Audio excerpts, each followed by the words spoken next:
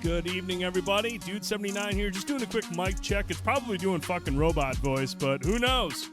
We're just kind of rolling with the punches at this point. Hope everyone's having a great evening. Just doing a quick mic check. 7 Dungeons, thank you so much for that raid. Yo, King Cuddles, what's good? But, yeah, hopefully everything sounds good. If it's robot voice, I'm just going to get loaded. I'm not even going to fix it. Y'all are going to just listen to me talk in robot voice. I'm Megatron. And I'm going to get drunk. We'll be live in just a moment.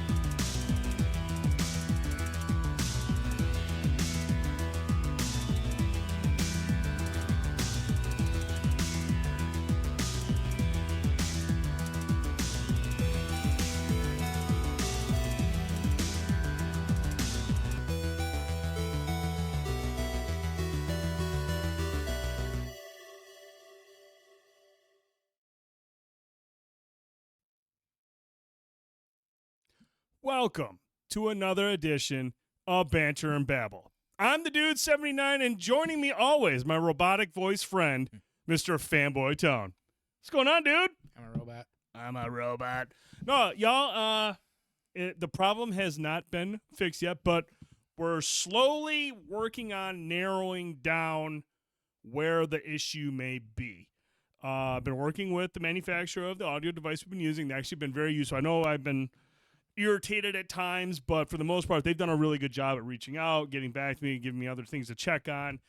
They gave me some software to download to run a test on it, and I did get some feedback in the test that has me a little concerned about some stuff, but I sent it over to Drastin. He's going to take a peek at it. I'm also going to send it to them and see what they would recommend I do. I made a bunch of tweaks before going live. Made quite a few changes, and right before we went live, the robot voice is back. So once again, I am back to no fucking clue what is triggering this. But I sent Drastin a voice message with the response that I got from the system or the software that we used, and screenshot of what it says, and maybe he can look at it because Drastin is the resident fucking computer IT whiz guy.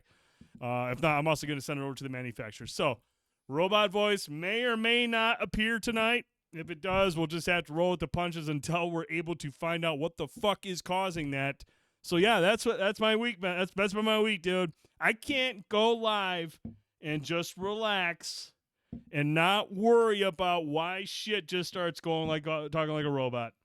I don't get it. I don't understand. Like that, and like I got the results back from the test. I'm like, I don't know how to read this. I don't know what any of this means. I don't know what any of this means.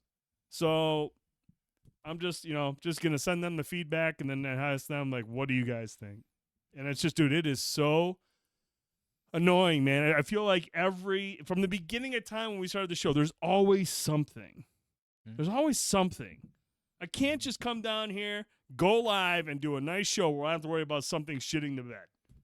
I would rather just worry about me shitting my pants. I think we all should be worried about you doing that. Oh. Sarah Connor was right. It probably has something to do with AI. AI is out there right now going, this guy is just trying to do a show. Let's just fuck with him. Mm-hmm. Fuck him. He doesn't deserve to do a show without any kind of issues. But Tone, I know that I got that off my chest. I'm going to turn it over to you for a minute. What's going on with you, man? You got good news. I finally did get some decent news this week, within the last week, I should say. So, as everybody's know, I've been pretty open recently about the tale that has been my life the last year and the last couple of years or whatever. But I did finally, I am in the process right now of purchasing a home. It's got a little TLC, we'll say, to do as well, too. Not a ton, but some TLC. But the good news is I was able to get something way cheaper than I had been looking at just because the market right now is a fucking mess. Yep. So finally I got something. Again, I've got some things that need to be taken care of. The inspection's on Friday. But with the amount I'm saving from trying to buy in the market, I can put hopefully some of that back into the home and do the things I need to do as well too. So that's exciting though, man. It's very exciting, yeah. Excuse me, as I'm already belching in everybody's ear. That's exciting, man, because that's that's the tough part, man. Once you settle on one, yeah. Now you can focus on making a house your home. Right. And it's all downhill, so to speak. Right. I mean, obviously the inspections are nerve-wracking at times, but right. I mean, that can be. But at the end of the day, it's nice to, over the last few months with everything going on, with divorce and this, that, and the other, being able to finally have some pathway, some pathway forward in some ways. Yeah. I guess, so I'll have a garage that's attached to the home and has electricity in it. So I've never actually had that as a thing, so that'll be nice. Yeah, so it's a nice little neighborhood. There's some bigger backyard for maybe a garden and some different things as well too. Awesome. Maybe have a backyard full of puppies, who knows, but right, but a bunch of Torgles running around. Yeah, exactly, a bunch of Torgles. There's only one bathroom, which sucks right now, but since I'm going to redo the basement, the basement's got to be fixed a little bit. I'm going to have them add in a bathroom downstairs as well, because there's no way, no matter how it breaks down, I should be in any form of facility that has only one bathroom. Yeah, let's be honest, a no-go. Right. So, yeah, and lots of raccoons. I want lots of raccoons in the backyard, too, so I'm going to feed some little pandas. But, Tricky says you can grow in the garage. So you can grow in the garage. Grow what? You know what he means by grow. So it's funny you say that. The home actually has a room that they were growing medicinal or like home marijuana. So really, yeah, because in the state of Michigan, by the way, it's legal around here. So and I don't know if they're gonna take some of the equipment, because I'll tell you what, some of that equipment ain't cheap.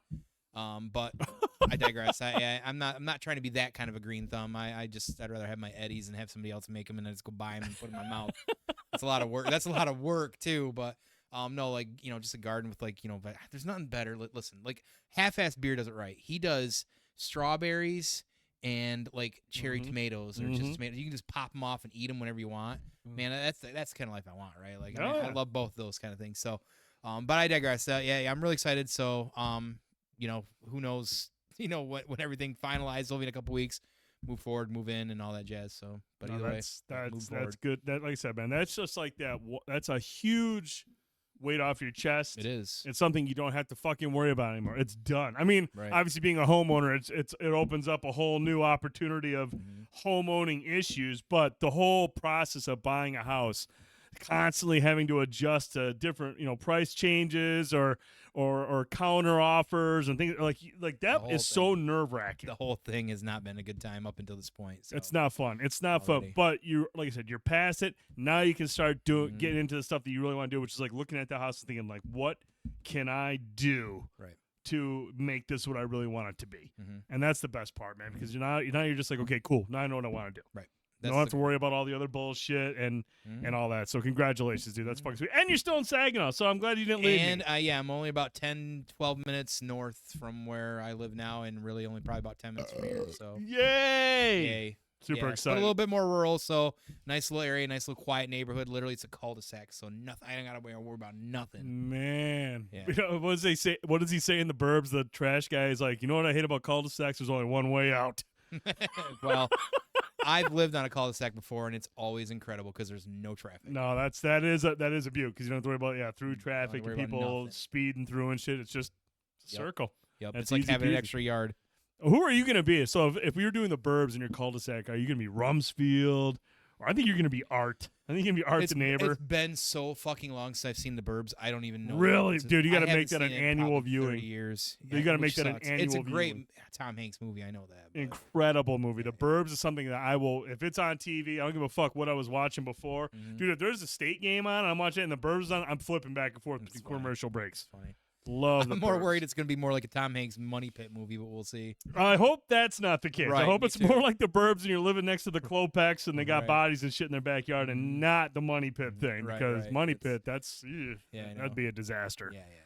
That's good. It's got good foundation, so I'm excited. That's awesome, dude. Congrats. That is amazing. What else you been up to? Have you been gaming? So everybody has been clearly gaming. Yes. I know we'll talk about it here shortly, but I did try the Final Fantasy 16 demo the last couple days. And I haven't got the chance to dive in Diablo as much as I would like to. Life is not really allowing me the time that I would love to put into Diablo, and that's perfectly fine. I got a lot of things going on. Some of us, sleep or try to. So it's possible. And I don't want to be burnt out on a game in 3 days either. So, but I did get finally some time last Saturday to dedicate to Diablo. I played about 10 hours straight with about a half-hour break in there, and goddamn, there's not a better game in the world to play like that than a game like Diablo. Oh, yeah. The first time I played Path of Exile was the same way, too. First time I played Diablo 3, I took a week off work to play Diablo 3. So, it's pretty fantastic. I'm in Act 6, so hopefully sometime here in the near future, I can continue that and play. Oh, you're in the final act. All right, so you're close. And it's not very long. I just want to enjoy that first that grind up. None of it matters. I care about the story. Nothing matters about your build. Nothing matters about your gear. You're just trying to get to the end and then go from there. So right. I'm excited. Still enjoying the game a lot. So. Yeah, man. I was going pretty hard at it, and then I kind of slowed down a little bit just to kind of take a weekend off because like my biggest fear, man, is like I put a lot of time into Destiny. I put a lot of time into it, and I missed a lot of game experiences and whatnot in that process of doing so. But at the end, I got burned out really bad with Destiny, and then when I took a break from it, that was it. I was done. I haven't played Destiny in about almost a year, maybe a little bit longer. And I'm happier for it, because it's just like I'm done with that. And like the last thing I want to do is really go hard at this thing. Like I had to take a couple nights off because like I need to get some sleep. I need to get some rest. I gotta chill because I'm just going way too hard at it. And like I don't want to burn myself out like I did Destiny 2. Which I put a lot of time into that. So, it took a while for me to get that point, but I don't want to hit that again. Yeah, and join that Discord right there if you want to be a part of the Live, Laugh, Lilith clan. That's why I'm always balancing 2 or 3 games. I've always got a main game and always got another game and then like a secret other game, right? Because of that reason, I learned a long time ago, like to get away from that burnout, I need to balance something. So like I'm throwing in Octopath Traveler 2 in there or something else as well too, or, whatever it might be. It's good to not just. You're going to have your time to grind out, but like to make sure that burnout doesn't come so fast, I think it's good to have something to balance as well too and switch it up. So, you go a couple days and be like, you know what, I'm taking a day off from this game. Like I haven't played it since Saturday. I've wanted to, but I've purposely said, no, I don't want to. It's hard, man. It's hard. I want to play it nonstop. I do, but I just know at this point, after taking all the time off from Destiny 2 and being able to play other games and appreciate other games that have come out, games that I normally would have missed, You know, I've beaten a ton of games. Like in the last year and a half, I've beaten a shit You ton beat of more games in the last year than you've done probably the entire time. since when Destiny came out. When Yeah. Destiny first launched in 2014, I've beaten more games than that Right. in the last year and a half than I did through that entire time. You were pretty adamant last year about hitting backlog too, actually. I was, and I'm very happy that I've done some heavy damage against my backlog. And but at the same time, man, like it's just I want to play it. Like I love it. I'm really enjoying Diablo 4. I think it's awesome. I am in World Tier 3. I think I'm up to level 56 or 57 now, close to 57, I think. And I'm just going through, man. Like I'm going through and doing the Hell Tides. I'm going in, knocking out dungeons here and there, you know, things of that nature. And they're doing the whispering tree stuff, whatever that is. Like there's a lot of stuff to do in this game right now for me. There's a lot of it. Dungeons is 66. Dungeons is 60 fucking 6. Yeah, you know, I know this is a game that it's a long. It's not. It's like it's the long con that I like to play. You know, with these days a lot of games, a lot of my RPGs. You know, there's games like that come out like Jedi or like God of War that's, you know, in that 20 to 30 hour mark. Yeah. That doesn't have any grind. You do most of the stuff. If you want to try and platinum, that's whatever. I don't usually do that. You know, I play through it, get most things I want to do done, and I feel accomplished. I beat the story, enjoyed it, had a good time, great combat, move on, or whatever it is, and then on to the next thing. But a game like Diablo, a game like Trails, a game like Octopath, like, you know, there's a lot of time ahead of you. And, you know, there's no reason for me to try and sit there and burn through it every day because, again, you know, these games, especially like a Diablo that's a live service, is going to – I'm looking at longevity. Yeah, and I mean, that's what Blanco says. Look at it this way. So we still have the Battle Pass of Season 1. I mean, we have a lot of shit. That's not even on my radar yet.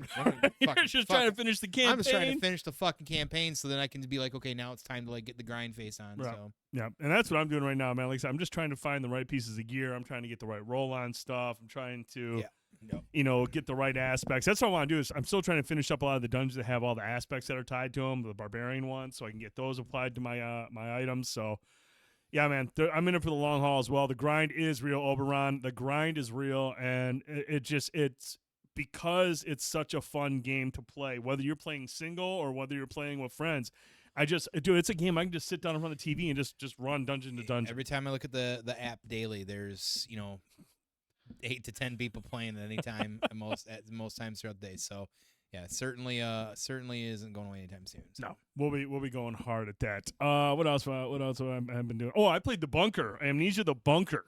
That was fun. Yeah, so I wasn't home. I happened to jump in to catch some of that. I know Blanco was laughing his ass off watching you because he also now gets to see how you react to horror or anything. Yeah, dude. And holy shit. Like, look, man, like, I love horror games. I love being scared. Like, I know I scare easily, but I love the sensation of being scared. I just love horror games. I'm not in it to try to power through. I just want to enjoy it and be scared shitless. And, like, I didn't know Amnesia the Bunker is very similar to Alien Isolation, because if I would have known that, I would have come into that when we played that. I would have came into that with a different mindset. Mm-hmm.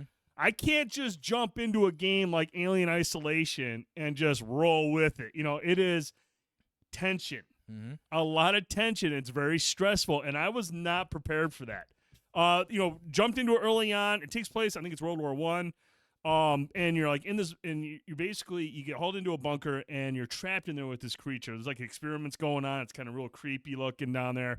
And there's a lot of environmental storytelling. You're finding a lot of like notes and stuff that kind of paints a picture of what's been going on down in this bunker, the experiments that have been going on. And, dude, like the creature that is in there with you, that's hunting you or whatever, or it's just looking for people to eat. Its weakness is light. So you go around this bunker. This is just in the early stage. I have a ways to go still. But you're going through this bunker, and you come across gas cans, and you find a generator. And so, like, you put gas in the generator, and that's what lights up the area that you're in. That keeps the monster kind of, like, in the walls. There's, like, little tunneling systems that it's created throughout this bunker. So you got to try to solve puzzles. This survival horror. So you're trying to solve puzzles to move your way through the bunker, to find your way out to escape. But the generator only runs for so long. And there's only X amount of gas in each level.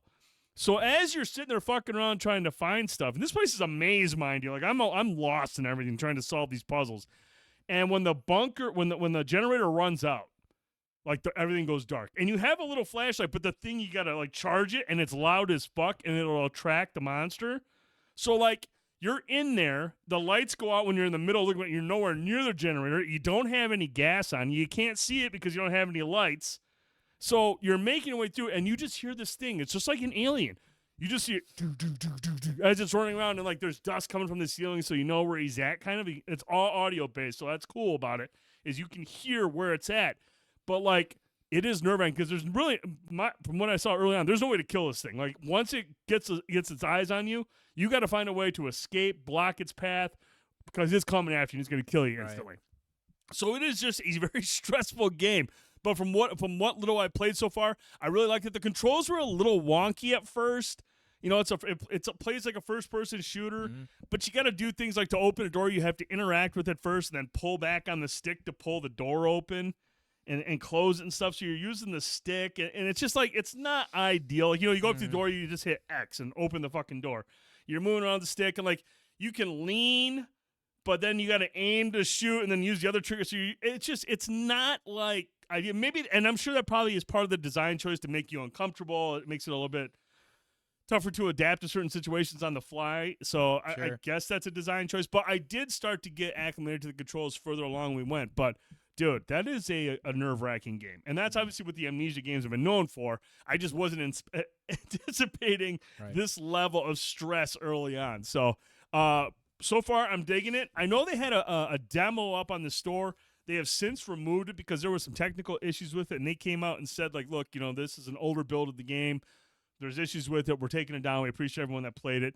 I haven't run into any technical issues yet in the version that we got. We were fortunate enough to get a code from the fine folks at Evolve PR. We really appreciate that. It is available on Game Pass, and I think it's like $29.99 or $24.99 on PlayStation and whatnot. So it's definitely worth a look. If you got an Xbox or a PC, Ultimate Game Pass, it's available there. Check it out.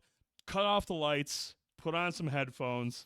And just good luck, man. Like, good luck. And try not to like have a fucking heart attack. Right. Yeah. Because, I mean, did you ever play Alien Isolation? Yeah.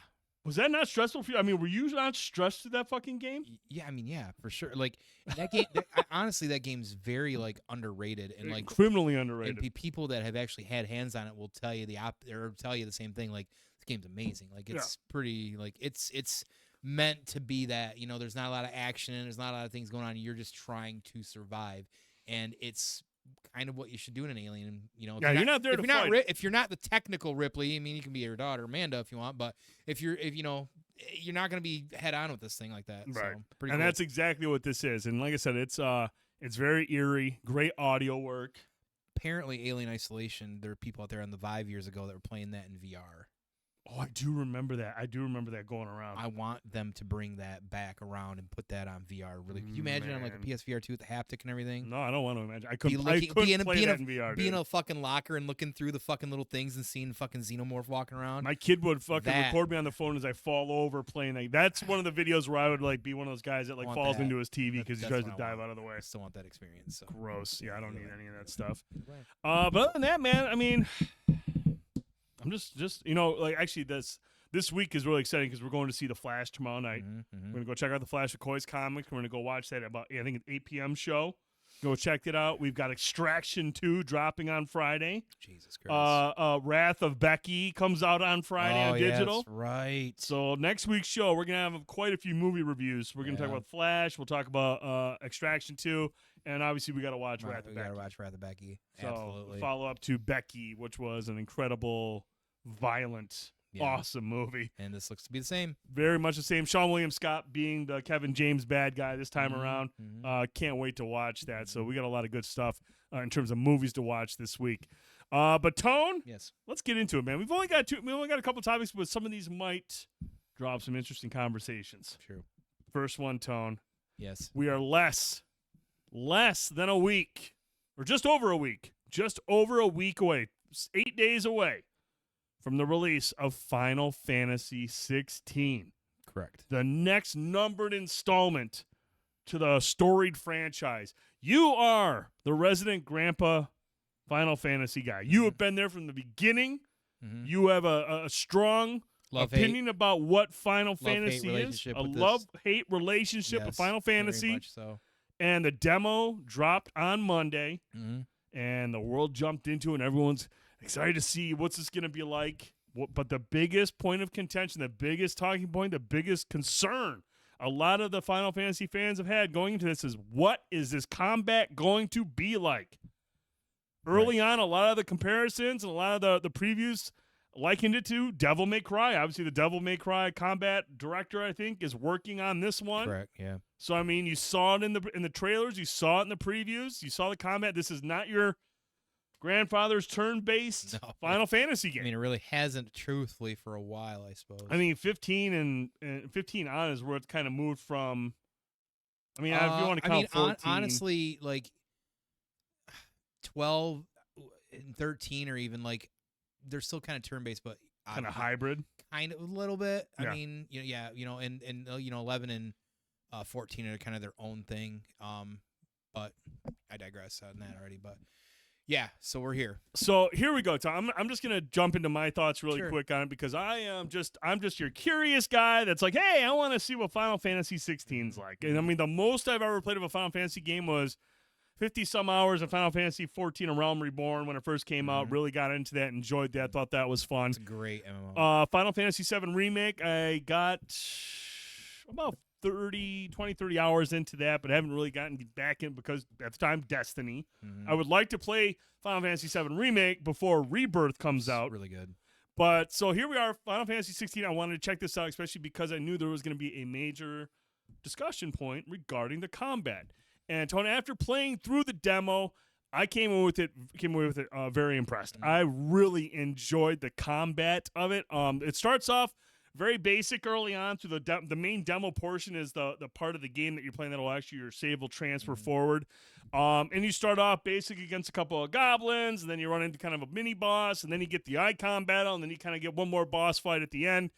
But again, it's just very basic early on through the first part of the demo, but I felt like the combat was really, really good. I really enjoyed it. I thought it was exhilarating. I thought it was visually pleasing. The aesthetic of the combat was very, very cool. It was sensational. The other thing I liked about it is there's a lot of cutscenes in this, and I talked to a guy on Twitter about it, and he mentioned that, like, there's a ton of cutscenes in this demo, and I was like, there is. But I liked it because first of all, I thought it was engaging. It was very fluid too. It was it was fluid. It was engaging. It was well acted, and I felt like that was a nice compliment to slow things down with some good dialogue, good character development to complement the bombastic combat, because it is very exciting, very chaotic. A lot going on. There's a lot going on with it. But the combat system, further along, after you finish the main demo portion, you unlock the Icon Challenge. I think that's what it was called, the Icon Challenge mode, where you're kind of further along in the story and you have more abilities for Clive, some of the Icon abilities, and that's where you kind of get an idea of what it's going to be really like in the combat when your character is much more evolved. And I liked the combat abilities. At first, it was definitely chaotic. But then once I kind of flipped through them a couple times, and like, okay, this one, you have to hold down the button to find the timing to get more impact. Well, I think that was the Titan one. The Titan, yeah, the wind up. I was like, okay, cool. That does like area effect damage, and you build up and just heavy damage. And then you have like the Phoenix one, which is kind of like quick hack and slash. And then what was the green one? I don't even remember. Garuda. That one, it was more like area of effect as well, because you do like the twirling around and shit like that. Yeah, it was more like a multiple enemy kind of thing. So you're swapping between these, like, I'm gonna call them stances. It's almost like they're stances. You come around different stances, and like it was just insanity. Like there's a lot going on. You're smashing through, but towards the end of that portion of the beta or of the demo, I just was like, okay, this is actually starting to make a little bit of sense. I was using certain abilities for certain situations, but, and you're going to address this, there is a lot I don't know if there's enough of a notification on the screen to let you know when your abilities have recharged, other than like the little dots filling in. I don't know if you saw that, like the little red dots, like it'll fill in and let you know when one of them is back. So if you're not on that particular skill, you're supposed to be able to pay attention to these little dots while everything else is going on. That's very difficult to do. I would like an audio sound maybe, and maybe there is, but with so much combat going on, it's hard to hear anything. It's lost in the shuffle for sure. But overall, man, I thought it was just a very exciting, very well done demo. It sold down the game. Like it's been a long time since I played a demo, and I went over to where on the screen where it says, "Hey, thanks for playing. Do you want to pre-order?" I was like, "Yes, I do." And I pre-ordered it right there. I was like, okay, I am on board with this. This was just really cool. The story has Game of Thrones vibes to it, and I thought that was really, really, really cool. So genuinely hyped for this game. Really excited about it. But Tone, as somebody who has, again, played several Final Fantasy games, almost all of them probably, and you have a love-hate relationship with it, but the things that you love about it are like near and dear to your heart. And they mean the world to you. Yeah. I want to get your thoughts, man, on this demo, the presentation, and then mainly the combat. Honestly, out the gate, like just like the trailer show, the game's gorgeous. The art director, the design is the guy that does Realm Reborn and those Final Fantasies. So it's got that like that kind of like look to that, like with the characters, the suits they wear, everything looks very much like that. And while I like that look, it's a really nice art design and super like kind of dialed back to more of like the medieval sense of it, which is nice for the series, I think, as well too. I at the same time, like, I feel like it's almost a little too dialed back in some ways, because I like how some of the series has progressed forward, but that's more of a nuance and a preference, I think. Do you think that fits the overall gritty nature of this one, mature nature of it, like more of a mature themed? I think honestly, yeah, in some degree, I do like that it's leaning towards that mature. Like, we've never had. I'm pretty sure it's rated M, right? Oh, like, I mean, yeah, we're hearing fuck shit and we see throats getting cut. That's never happened in a Final Fantasy before, so. You know, like it's really quite surprising, I think, for a lot of people to see that in a Final Fantasy. If you're playing a game and there's an entire environment and aesthetic, it can definitely take away from the gameplay, for sure. I mean, it can be distracting when it comes to art design. But you know, like, I was quite surprised instantly that the combat felt fluid. Mm-hmm. I expected to be a little more chaos out of the beginning, and that's kind of how I felt right instantly. I'm like, okay, the combat feels good. Mm-hmm. The only thing I felt about the combat was that, and I told you this, is that the sword that you're using and everything is very like there's no weight to it. So like even playing games that are actiony, usually if you've gotten certain weapons or certain swords, you're using a big like long sword. Like God of War, like when you're using like weapons, you feel the weight of it in the way either you wind up or you're doing. It's almost like it's an arm to Clive, and it almost feels just like you're light as a feather, which I'm not necessarily against, but like it's a little bit harder to be engaged in that combat for me in an action game that's kind of taking a series a little bit of a different direction. Sure. But at the same time, like, I was like, oh, there's a lot going on here, but it's not too much. Like, I was like, okay, so I got the Phoenix equipped. I'm doing these couple special moves. There's some cooldowns. Okay, if you block, okay, cool. So, and instantly when you're fighting the sword master, the man-at-arms guy there in the thing, I was like, okay, I'm digging this combat. I'm digging precision dodging and shit. I was like digging that. the combat. Yeah, It felt like a little God of War. It felt like a little bit of this. It felt like a little bit of that. There was a lot of good things going on. And I definitely loved like the mature themed of it. I mean, you're literally seeing people pieced out pretty fast. There's some definitely that Game of Thrones feely with it too, and I think they're kind of leaning into that, a lot of different mature things. And what I do like about them leaning into the mature is that, you know, the reality is a lot of us have been with Final Fantasy for many years, and just like a lot of things, sometimes you do have to evolve and grow, and that's why I do kind of from a standpoint of a business, I understand why they have slowly been evolving the gameplay to where it's at now. It's because the world is impatient. It's not, I mean, gamers certainly are. Casual game, everything's a casual gaming at this point for the most part. There's very small groups, in my opinion, that are like hardcore gaming, or, you know, there's core gamers, but like hardcore gaming just isn't as prevalent these days, because literally everybody from grandparents to aunts and uncles are all playing games, you know, and I think that's just kind of the way of the world. And I think that's where there's a disconnect from guys like me who played Final Fantasy literally since the first Final Fantasy dropped in the NES in the 80s. Sure. You know, within that first week playing that and being like, I can't believe I'm playing a game, like just being completely mesmerized by this game, to people in the last like 10, 15, 20 years playing Devil May Cries and these crazy fast-paced combats in these games where, you know, it's more about the sword play than it is maybe sometimes even about the story. And Devil May Cry's, you know, actually got a pretty neat story, I think, overall. But so it's not about that. But, you know, so I get what they're doing, but you know, when I beat that first part of the demo, I felt, okay, this is awesome. Like the icon battles were fucking gnarly. Yeah, dude. That was fucking sweet. And it was weird that I do want to say this. I don't know, maybe they'll actually name him later because I think it's just kind of part of the story, but they were like unknown fire demon or whatever fire thing. Yeah. That's technically Ifrit, you know, Ifrit or however you want to pronounce it. That's been a long standing summon for a long time in Final Fantasy. But that whole battle scene was really cool. That whole thing, you know, thing with Joshua, Clive's doing like the family dynamic, the back and forth, all really awesome. That was cool. But then you get to the icon side of it, and that's where my concerns really kind of blossomed. Yep. Because like while I was enjoying the combat and didn't overall have a problem with it early on, when you get to the fact you can equip 3 different icons, and like you said, you're trying to manage different cooldowns, different things like that. The combat, because again the it feels so, you feel like light as a feather. You just don't feel like fluid, character does not feel weighted at all. It's almost like too much. Like you get lost in it. Like when you're trying to manage your powers, like you said, like, hey, I want to use that Titan power again because like it's a good power. Yeah. Maybe they're staggered. You've got to, you know, flip between you're using your. Dude, when they're staggered, I'm like, okay, L2, use this one, L2, use one. Yeah, I do. I was doing the same thing. I think all the heavy attacks, which you want to probably do when they're staggered because it's going to take out the most damage. But like, you know, the chaos of it when it starts going, and then you're trying to like, you want to try and target stuff, like that's where I feel like there's actually a suffrage in the gameplay, because there's so much things that you can do.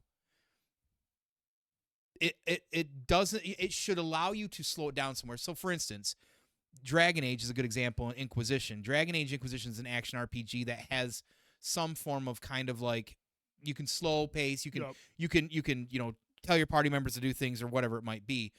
So it's kind of one of those hybrids as well too, but it's closer to turn-based than even this really. Even in Final Fantasy VII Remake, you can slow down combat and say, I want to do this, and check your powers. I think this game for me is going to take me out of some of it, because I'm going to be so frustrated sometimes trying to figure out what my cooldowns are. And maybe after a few hours, it'll be second nature. Typically, I get that, you know, that they are. But like everything's happened so fast. Because meanwhile, while you're trying to look and see if your powers are refreshed or what you're trying to do, you have sometimes 15 guys looking at you, throwing fireballs, doing this, that, or the other. Like Final Fantasy can be chaotic. I mean, 15 had that actually. That kind of combat. Final Fantasy 15 felt like Kingdom Hearts to me. This feels like Kingdom Hearts to me as well too. Like it's this really super actiony kind of combat, but you also, hey, here are these powers you can do as well too. But to me, those games were manageable in that sense. Sure. In 15, you could still like use your party. You could still say, hey, they had a couple different powers they could do. This one, you're literally a soul character so far that we know of. That, I mean, sure, you got Torgal with you, but like, you can have him do some things, but it's not like what it's really been in the past. I know we talked about that too, the party system deep into the turn-based. That was even more confusing to figure in, like trying to keep up really with the combat, because like I'm like, I want Torgal, but I got to switch over to get my potions, and like there's a lot going on, dude. There's a lot going on. So like 15 was really the first one of the numerical series that really started like trying to like inch towards that, I think, that action sense, more modern action. Right. And you know, it's been a few years since that's been out, and we've had the game recently that came out called Strangers in Paradise, which is a Final Fantasy prequel, which I was dabbling in. I was like, oh, this is kind of a neat take. I get the kind of story. The combat's also similar to this as well too, but it is a little bit slower than this, because you can tell again that honestly, like, though it's not Devil May Cry combat to a T, you can literally tell that the director of Devil May Cry created the combat of this game. Right. I mean, it's pretty fucking obvious. And, like, that's fine if you like that Devil May Cry combat. I don't like that combat. I don't enjoy that. I like the characters, like the story, but I'm not going to play the fucking games. I'm not saying I don't like this or don't want to play it. What I'm saying is, overall, is that I'm pretty sure I'm not the only one that's going to feel slightly alienated by this. No, I don't think you will. No. And maybe we are a minority, and that's perfectly fine as well too. My point is, though, is if you're going to name things like Final Fantasy, Strangers in Paradise, a Final Fantasy origin story, or you're going to do a game like this, World of Final Fantasy, which is basically Pokemon turn-based, you know, Final Fantasy characters, it's hard for me to accept, and even while I enjoyed 15, to say, okay, this is a full-fledged single-player single party system character that is a numerical Final Fantasy, when maybe it could have been just like Tales of Final Fantasy or something like that. I feel like at this point, well, no, I mean this game could be a 6 and it's still better than that trash. Are you kidding me? Don't get him going, Mikey. Don't get him going. Oh, he's been doing this shit. He knows what he's doing. He's doing this shit on purpose. He'll message me every other fucking day. He found you at your most vulnerable moment. He knows. He knows. No, yeah, he knows what he's doing. He's very self-aware of what he's doing. That's hilarious. But at the end of the day, I worry that this is it for Final Fantasy. Like, either you're on board or you're not. Yeah. And that's sink or swim. And listen, again, I get it. It's the way of the gaming industry. It's the way of the world. But I'm also not gonna. No offense to people that out there that are so super on board. I mean, there were people that were so on board with this that they wouldn't even want to hear an argument against it. Mm-hmm. And I don't like that. I do not. I try not to be just like this blind faith following, knee bending, circle jerking simp to things. Sure. Especially in the gaming industry. Yep. So I'm sorry, but like you're gonna have a harder time. Like, I'm gonna have a harder time understanding your point of view when you were just simping for the game prior to coming out, just because it looked good and whatever, until you touch the combat. And that's because I've been with the series, again, love or hate, for a long time. I don't like some of the numerical ones that a lot of people adore and love. I think that ever since Enix took over, just the series has never been the same. Mm-hmm. And I think this is the eventuality after 20 years where we're kind of like at that door finally. And it's been slowly turning that way. And, again, I'm probably going to play this. I haven't decided if I'm going to, I got a lot of things tied up in money and other things Sure. going on. I don't know if I'm going to play this day one. I've still got Diablo I want to work on. I want to play it. I want to give it more time. I really enjoyed the demo. I really did. Like, even my nuances and my issues with the combat, and maybe even is this really a Final Fantasy? Has Final Fantasy really been a Final Fantasy? There are people out there that love Final Fantasy that have said since 11, they really haven't been Final Fantasies really at that point, because 11 and 14 aren't technical Final Fantasies either. And honestly, as much as I love 14 and played 11, I don't disagree with them. I kind of can understand that standpoint clearly, because here I am saying the same thing since really, part 15. So I think at the end of the day, this combat would serve better with a little bit of a slowdown, to add a little bit more strategy to it, because it is very chaotic. And even in that last boss battle, when you're trying to filter through your combos and get things done, I appreciate combat that might take you a minute to learn and stuff like that, or learning moves like in a God of War, or listen, God of War games have evolved as well too, and they've been Sure. good. Yeah. Not everything evolves always good, and it's not everybody's going to be involved, but I just think it's a little too chaotic. And here's what I'm going to say, dude. The 2 points I'm going to make real quick here is, first of all, what Cherry said. She said playing wrong, got to mash the buttons. And I do feel like towards those sections where you have a bunch of people with everything going on, your only hope is to mash buttons, because you have to switch through so many stances. It's insane. And you are literally mashing buttons, which is literally the furthest thing from what Final Fantasy used to be when it was turn-based. When you're mashing buttons, you are officially at the other end of the spectrum of what a Final Fantasy game normally is in terms of its combat. And the second thing I want to point out really quick is, like, remember now, yes, that portion of it was chaotic, and yes, I agree with you. It's going to take some time to get to that, but also that is further along in the story. Mm-hmm. So maybe the progression to that step will be the one area where you can like adapt to it, where it's not as chaotic when you reach that point. And that's what I'm wondering, if maybe once you get a second one, you've got two icons you can you battle. start with one, and then you're like, two. okay, I can switch, and then maybe eventually, and exactly, maybe 20 hours in, it's like fluid to you as well too. But it still just feels really, really fast. And it does. And I'm not saying that's necessarily wrong. I just feel like if you're going to make Final Fantasy more of like this action-y high, I feel like it still suits better not being a full-on action. And again, I think that's just because I'm a little bit grandpa about it, and I recognize that. But overall, just from presentation, because of the art folks involved as well too, and the storytelling. I mean, listen, Final Fantasy XIV is one of my all-time favorite MMOs, and it's an infant compared to a lot of other MMOs out there. It had a rough start the first time. They scrapped it. They knew it, and they scrapped it, and then they brought out Realm Reborn, and then since then it's been one of the most successful. It's one of the few that people. What was the issue with Final Fantasy XIV before it became an MMO? What was wrong with it? Dude, it was in 2010, maybe 2011. I remember it reviewed so poorly. It was like, as boring as fuck as 11 and hard as 11 was, I just think it came out and it was broken. I wanted to say it was just broken. Oh man, it might have just been broken, and they went from scrapping basically all Final Fantasy 14 is. It's a circle jerk for longtime Final Fantasy fans because they add elements from everything as well too. So, overall, I think that again they've seen so much success because when they scrapped it, Start Over. It's one of the few MMOs out there that people are paying $15 a month to play. Oh, yeah. Because they put out legitimate good content. There's 20, 30 different jobs you can grind out as well too. So, and like I said, there's people out there that love Final Fantasy. They don't consider those Final Fantasies because they're MMOs. You know what I mean? So I guess the question always is going to be, and even from my standpoint, like how do you define a Final Fantasy? You know what I mean? What is it that makes it a Final Fantasy? Is it the chocobos, or what you pronounce, cactars? Is it the mogs? Is it the the summons or things like that? I mean, they changed the names of everything for every Final Fantasy. Like they used to be called summons, now we're to icons. It used to be like materia you'd add onto your thing. So it's always evolving. And I understand that. I guess it's just a shame to see Final Fantasy kind of just be a new thing, different than it doesn't look the same at all. Whereas, sorry, go ahead. I was just gonna say Octopath Traveler 2 and games like that are still kind of like that style. More Final Fantasy. They're more deep, and it's a shame because I feel like that should be called Final Fantasy, and this should be called Tales of Final Fantasy. Tales of Final Fantasy or something like that, and I'd be fine with that. And I think that's my only thing at this point with it.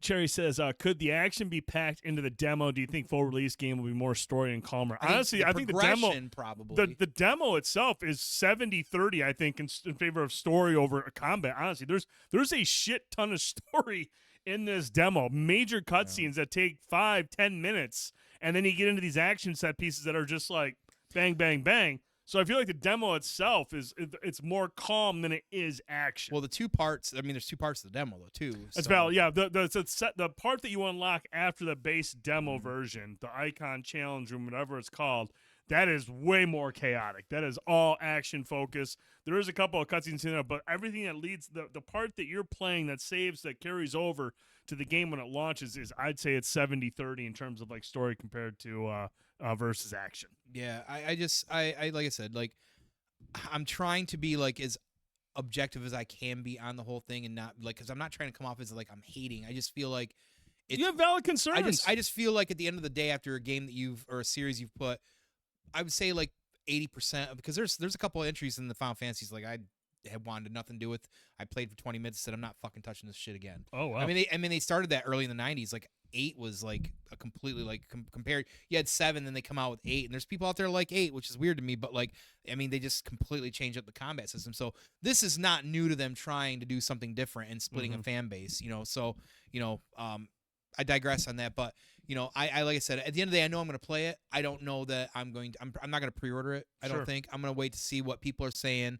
And I gotta kind of mute some of the people that are blah blah blahing because it's a lot of echo chamber. Because honestly, it's the difference between me being get off my lawn grandpa and kids playing stickball in the yard. You know what I mean? So I just to me there's a different perspective, and with a series like this, I do only mostly care about a select perspective, and I know that's a very kind of little tunnel vision, but I'm at least aware of it. I'm acknowledging it as well too. So. But I want to play it at some point. I'll probably play it at some point. I hope it does well, and if it comes out and everybody's like, man, you really give it a chance, play it, and everybody's ranting reviews, comes out in 9s and 10s, which I've got a feeling. I've got a feeling just because of playing the demo. I mean, the Final Fantasy name will give it some points. Final Fantasy aside, I think this is looking at probably a high rated game. I think you're right. Blanco says 9 was the best. Changed my mind. A lot of people agree with that. I actually was so pissed at 8. I didn't touch 9. So well, isn't 10 kind of revered too? Isn't that one kind of like celebrated? 10 is definitely the separation of the kids and the grandpas. 10, I played 10 about halfway through and said I'm not playing this shit. Wow. I hate emo protagonists. I hate that shit. Emo characters fit good as a side piece, not as a main piece. I can't fucking handle it. And it was really the first one of the Final Fantasy series that overly lessened the world, the open world feel aspect, and kind of put you more on a path as well too. So Jerry doesn't like that I don't at give all. a shit. You couldn't. Yeah, I don't. Jerry, give a that's shit. I don't think forever emo. She said. Like I said, emo always has its place, but as a main character, if it's not done right, it's quite annoying. And Tidus, as a main character in Final Fantasy X, is one of the most annoying characters in video games to me. I can't even hear that name and want to punch something. Wow. That's stupid. Wow. I don't care if Cherry. I literally could care less. Man, see, that's what I like talking Final Fantasy. The passion. Mm-hmm. It's passion. You do through that entire conversation. I heard the love, Mm-hmm. and then I heard the hate. He is a love-hate with Final Fantasy. I told you right at the beginning. It's a love. It's a 30-some-year love-hate with that series. So, yeah, Blanco, I know. That's basically it right there. Passion in all the wrong things. I could care less your opinion. All right, let's move on to the next topic. We got a lot of stuff to talk about tonight. Tone, I'm a tech whore. Yeah, And you are. I'm also a Diablo 4 whore, and I want to be able to play that, when I'm not at home, bits and pieces here and there. And Tone, it's a reality. It's a reality. Nice Switch. It's a little bit beefier than a Switch, but it's almost lighter. I almost feel like yeah, too. It's so I'm smooth. surprised on how light that is. It is really light. That's You guys. So the Asus ROG alloy is out now, and like I said, this is gonna be a very light, hands-on preview. Just a couple things. Obviously, it looks good. It's a beautiful looking system. It feels good. It's ergonomically pleasing. It's easy to hold. It's light. It does not get super hot. The vents at the top, you can feel the heat, but in the grips itself, it does not get hot. So that's really nice. Hands haven't cramped up at all playing on it. But dude, the reason I wanted to get is because obviously Windows is not a reason to buy something. Windows is I have a love-hate relationship with Windows as well. Yeah. But the fact that this system, Windows is natively run it, whereas on Steam Deck you gotta jump through hoops. And I'm not saying that it's super difficult. There are people out there who are that are savvy enough where I can install Windows on Steam Deck. It's easy. I can't do that. I'm not savvy when it comes to that shit. I need something that's very accessible and easy to use.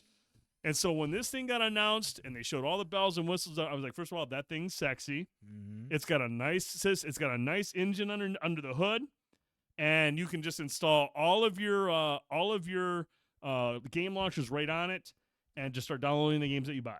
And I downloaded Diablo 4 immediately when I got home. Let's be honest, that's why this is a Diablo This machine. is a Diablo, but here's the thing: right now, it's a Diablo 4 purchase. Right. But the main reason, dude, that I wanted this thing is because of how easy it's connected to Xbox and the Play Anywhere feature that all Game Pass games are going to have going forward. That's the main thing. I wanted to be able to take much like the PlayStation Vita. I love the Vita because there was great games on it, and I could take my PlayStation ecosystem with me on the go. I could earn trophies. I could do all that stuff. There was cross-play. There was cross-save. I mean, you could do a lot of stuff on the Vita. And I love that because I could take that ecosystem with me. Up until now, you could do certain things with Xbox, but I needed something native. It was mostly streaming stuff that I had. I needed something native where I could run the game natively on a system. And that's because you've been down the road. Boom. I mean, you had the Stadia even for a minute. Had Stadia for a minute. Which but was that all was streaming. That was streaming. But I wanted something native. And Mikey Munch nailed it, dude. You'll be able to play Starfield. Anytime an Xbox game launches now on Game Pass, from any of the first-party studios, whether it be Avowed, Starfield, Clockwork Revolution, Gears 6 when it's finally announced. All that stuff is going to be played anywhere. So I can sit down here and play it here, and then when I want to, I can download it on here and go play it when I'm on the go. Listen, there's nothing better than half watching a TV show or a movie and being able to fucking play a great game on a handheld device. Yeah, no matter. I mean, anything. That was the most appealing thing. Like I wanted to be able to take my Xbox ecosystem wherever I go, play these games, especially RPGs. Now, I'm not worried so much about first-person shooters on this. I don't want to play first-person shooters on any handheld device. I want to have a controller, a DualSense, or the Xbox Elite sitting in front of a big TV. But for RPG stuff like Starfield, if I can sit there, which we'll talk about, that's going to be a fucking time sink. And so, like, I'm playing at home, but say if we go on a trip or I'm in the car for a couple hours, I can have it right there on my Ally, and I can just grind stuff out. Right. And I know that it can run these games. I mean, I'm ran Diablo 4. I found a good setting. I know Prime threw some new settings in the signal. I've not looked at those yet. But right now I'm running at I think it's 720p medium settings at 120 hertz screen. very smooth, 60 frames. Now, did you find something online that said here's the optimal? We Yes. think Yep. okay, I went to. There was a link that Cool. had a bunch of like optimizations for several games. Awesome. So a lot of people out there. Oh yeah, there are Cool. like a lot of people that had the system for review. Okay, They're the ones cool. that have got all the Awesome. optimizations out That's there. great to have that roadmap. But dude, to sit there like, and I got to realize it today. When I was on my break, I turned on my phone's Wi-Fi, logged in, went in, knocked out a dungeon in 15 minutes. And I was like, that's what I want from something like this. I want to be able to, or on my break, or when I'm on the road for like an hour or a little bit here and there. Yeah. Now look, this thing is not perfect. This one is $6.99, and then there's another variation that I think comes out in the fall for $5.99. And one of them is just like the CPU is a little bit beefier or whatever, but for the most part, like that's what you're paying for. But like the thing that the cost of your firstborn child, right? I hope my kid costs more than that. But like this thing isn't perfect. When you first get it, there is a ton of setup. There's a shit ton of updates that you have to sit through and download and all this and that. There's a lot going. It's like I said, it's Windows for better and for worse. It's when I was gonna say It is a PC, so there's a lot of driver updates, a lot of stuff. It's a little annoying. It takes a little bit of time. I've had a couple of weird glitches early on, but I don't know if that's because things were downloading in the background and I was doing all this other stuff. But once I reset it, since then, it's worked good. The battery life is not great. I'll just flat out tell you that right now. This thing is not a battery efficient device. Now, I haven't played it on the slowest setting, which I think is silent mode, which is like 15 watts. But like playing it on medium, performance mode, which is the middle one, not turbo. Turbo's the 30 watt or 45 watt or whatever. But I was playing on performance, medium settings. I got about 90 minutes of Diablo 4 before the battery started flashing. To be fair, though, not even since the fucking Sega Game Gear has any of these handheld devices ever had good battery life. They have. They have. I mean, the Switch, even like I'm playing Octopath Traveler 2, it's about an hour and a half. I'm almost dead. Right. You know what I mean? So like, I mean that again, we've talked about it. Like fucking, I'm always plugged in anyways, right? But see, there's two things to that. Obviously, first of all, it's USB-C charging, so it is fast. Yeah, very fast. It's fast, and when you plug it in. When you plug it in, it automatically turns to turbo, and it's like, hey, play all you want. And there is another charging charger that has an HDMI out, a USB 2.0, and another USB-C in. So you can hook up your TV too? So you can hook it up to your TV. So if it's charging, you put it on your TV, and you want to play on your couch, you can do that. Like an hour, 90 minutes is not. No, 90 minutes again. That's for Diablo. Now, if I'm playing like an indie game or a less demanding game, obviously you're going to get more mileage out of it. But like, here's the thing, man. The reason I don't have an issue with that is because, first of all, I'm going to get a lot of longevity out of this thing. I'm going to be using this thing for a long time with Xbox games. Mm-hmm. That's more than worth the price of admission. But I don't. 90 minutes isn't a huge issue for me because, Tone, I've told you several times, if I'm playing a game for more than an hour, I'm sitting on a fucking couch, dude. Mm-hmm. I'm not going to be wanting to sit all cramped up and playing on a device like that. This thing is a time filler in between. Mm-hmm. But for major experiences, for long sessions, I'm sitting on a chair. I'm sitting on my couch. Now, Diablo, did you download that through Xbox? No, it went through BlizzNet because it's BlizzNet. cross progression. Okay, so everything that's carries. okay. That's what I was wondering. I mean, okay. I didn't. But know. like Redfall, I downloaded Redfall because I had to finish that because I needed something that was playing anywhere that was recent. Yeah. So I downloaded it and I was like, okay, if this is the PC version, And so when I logged into it, it said, hold on a sec, syncing up save, and there it was. Ready to go. But Diablo on a plane, if you can get Wi-Fi in the plane, you can play because Diablo is an online game. So if you're on a plane and it has Wi-Fi, you can log into it. They eventually need to add like an offline mode to that. For fuck's sake. I think it's a live service game that's never going to happen. It's a shame. I mean, it's you can Wi-Fi in a plane, then you can play Diablo on a plane. As long as you got Wi-Fi, yeah, it is a lot. It is a lot on a Wi-Fi, but they will fucking rob you on that. Mm-hmm. But dude, no, it is. What do you babblers think about the whole Activision Nick? I heard about that. I don't know who the Nick guy is. I think he's a FaZe guy. I think he's on FaZe or whatever. He made some questionable comments. There was like a bundle of skins, and he made. I don't even know what his comments were. I know I read about them, but I don't remember what they were. But he made some like shitty comments. And Activision pulled his skin off the game. They're like, we're not selling it anymore. And it was a bundle with like him and Tim the Tap Man. Yeah. And Tim came out, and it was just like, he's like, oh, I stand by my friend Nick. Da da da da. And so Activision, will you please take mine down too? And everyone's like, I don't know if this is the hill you want to die on, bro. Yeah. I can tell you what I think about it. I don't give a fuck about all of them. honestly. Yeah, Fuck I it. mean, I mean, all the like, I'm not gonna dive into my thoughts and stance on everything necessarily right now, but like, if you have, we live in a day and age where social media and everybody's got a camera on you anywhere. I mean, you're gonna have to live in when you're in the public eye. I mean, you kind of you need to watch your mouth. Like, yeah. I if mean, you have a platform, you're going to be scrutinized. If you feel like the hill you're gonna die on is gonna be the best hill for you to die on, that's on you too. But at the end of the day, like, I'm somebody who just believes in diversity and inclusion for the most part. So like, I feel like everybody's entitled to rights, no matter sex, orientation, race, whatever. So anybody that wants to attack those or question those, that's you can have your opinion, but I mean the world's gonna be your judge, and that's on you. So at the end of the day, I just don't give a shit that these two knuckleheads are. I know people sometimes really idolize guys like this, and that's fine too. I have the people out there as well that I look up to in either streaming or media or whatever. But guess what? You put yourself in the frying pan. Yeah. So I mean, it is what it is. I don't have much of a dog in that fight. I mean, like I said, if you're on a platform and you say something that's controversial, well, you know what? You're probably going to piss off one half, or you're going to piss off the other. I mean, it really at the end of the day is kind of 6 and 1, 6 and the other on that one. So yeah. But no, overall, man, I've enjoyed my experience. Now, obviously, this is super early on. That could change after a month. It could change after 6 months. I don't know. All I know is right now I can play Diablo in a good state, good performance, knock out my stuff when I'm not in front of the TV or when I'm going to be on the road. I got vacations coming up. I'll be driving a lot. I can fire it up, play it, and I'm really excited about the notion of that and being able to take my Xbox ecosystem on the road with me. So, I mean, it's a cool prospect. I'm really excited to see. What's a bad comment? I don't know. Can you want to extrapolate on that one? Yeah, are we still talking about that whole thing with that? I just don't mostly care because it's COD and the people involved. But I mean, leave the kids alone. Like, from what I understood, from what I read, was that it didn't come from a place of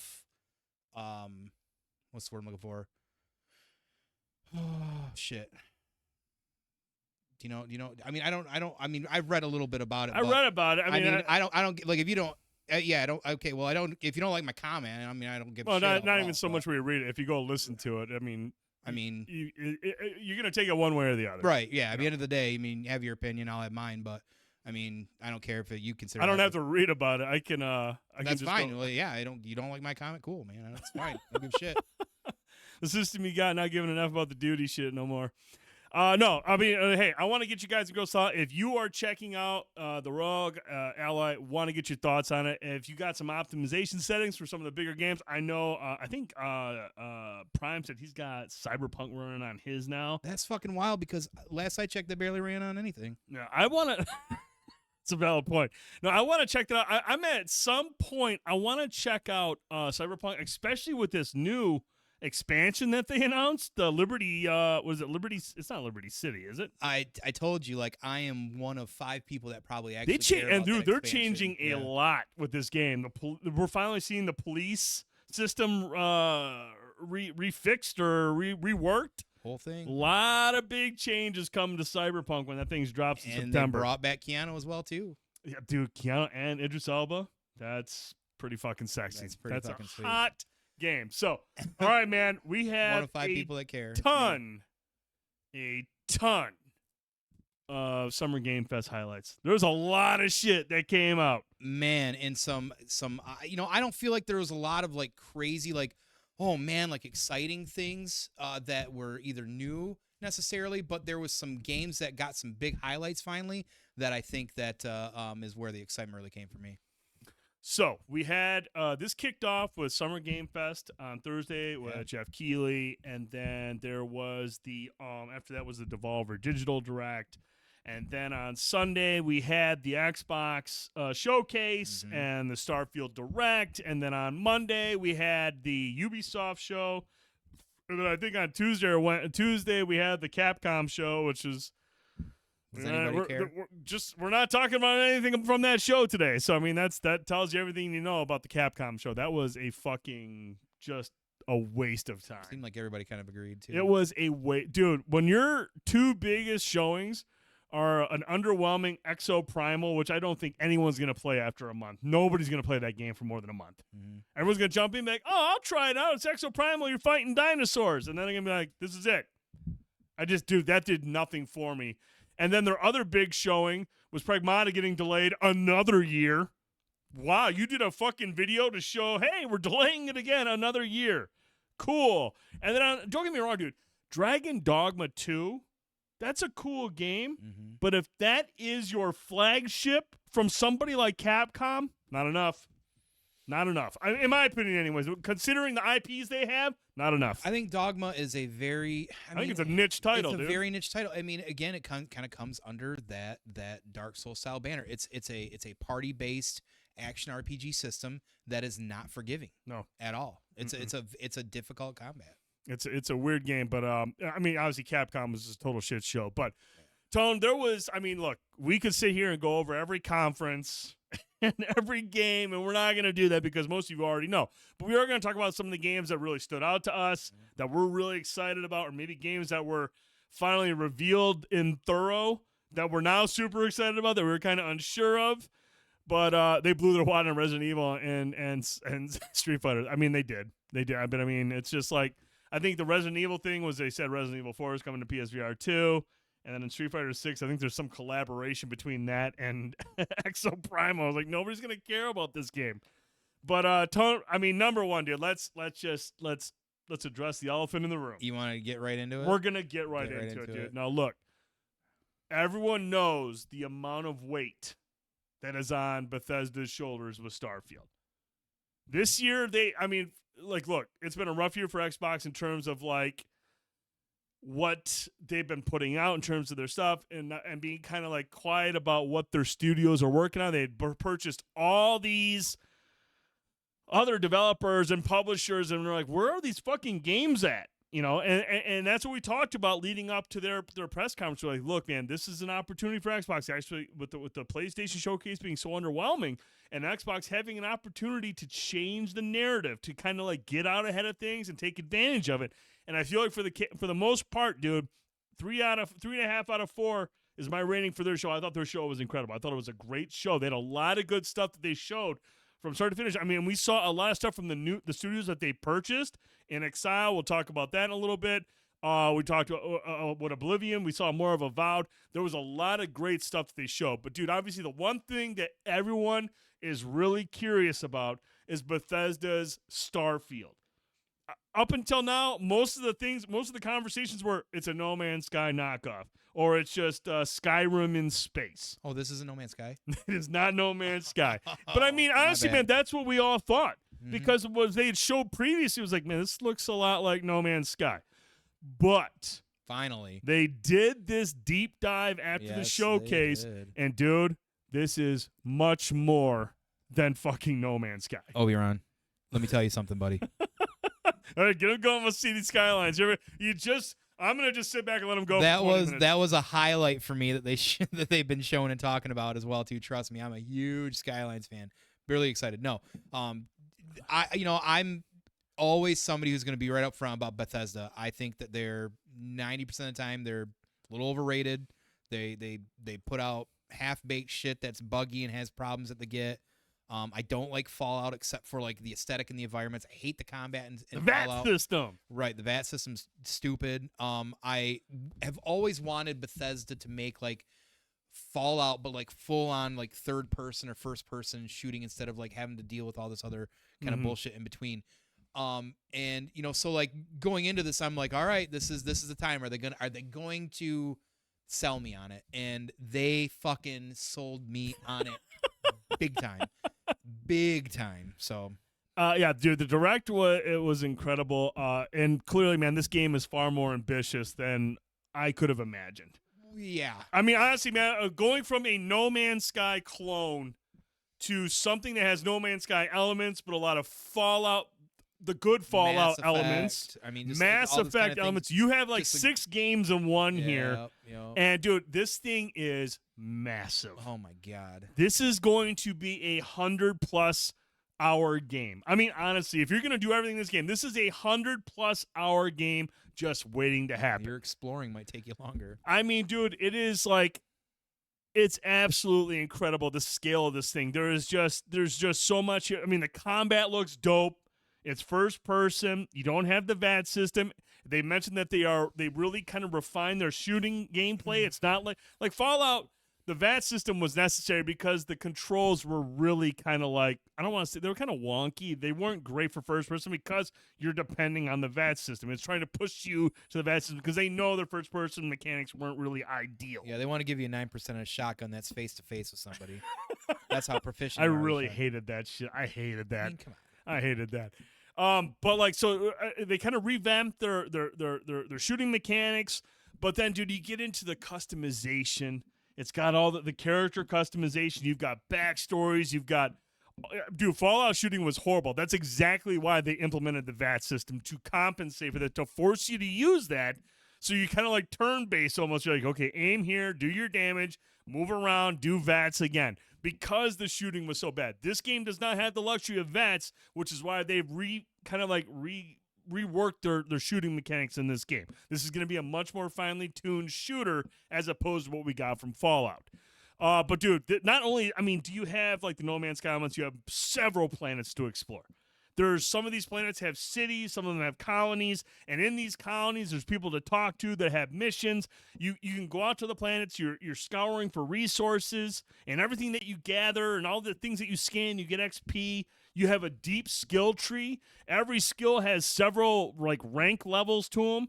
Each of them, and it's not just like does 10% more damage, just 20% more damage. Like there's various changes to these skills as you rank them up.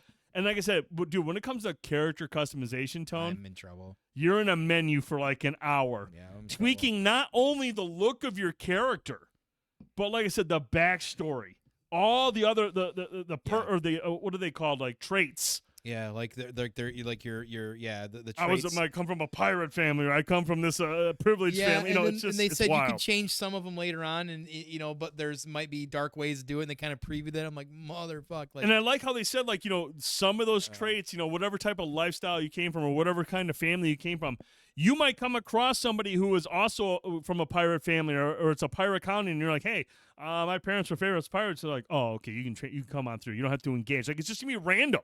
Backstory with space keeps calls from attacking you. It is, man. There's a lot of stuff that's gonna come into play with the choices you make with your character. So the character customization is nuts. Tone, we got space combat, and now here's the best part, Tone. And I know you were hyped about this. Yes, you can engage in space combat, and you can blow the other ships to shreds.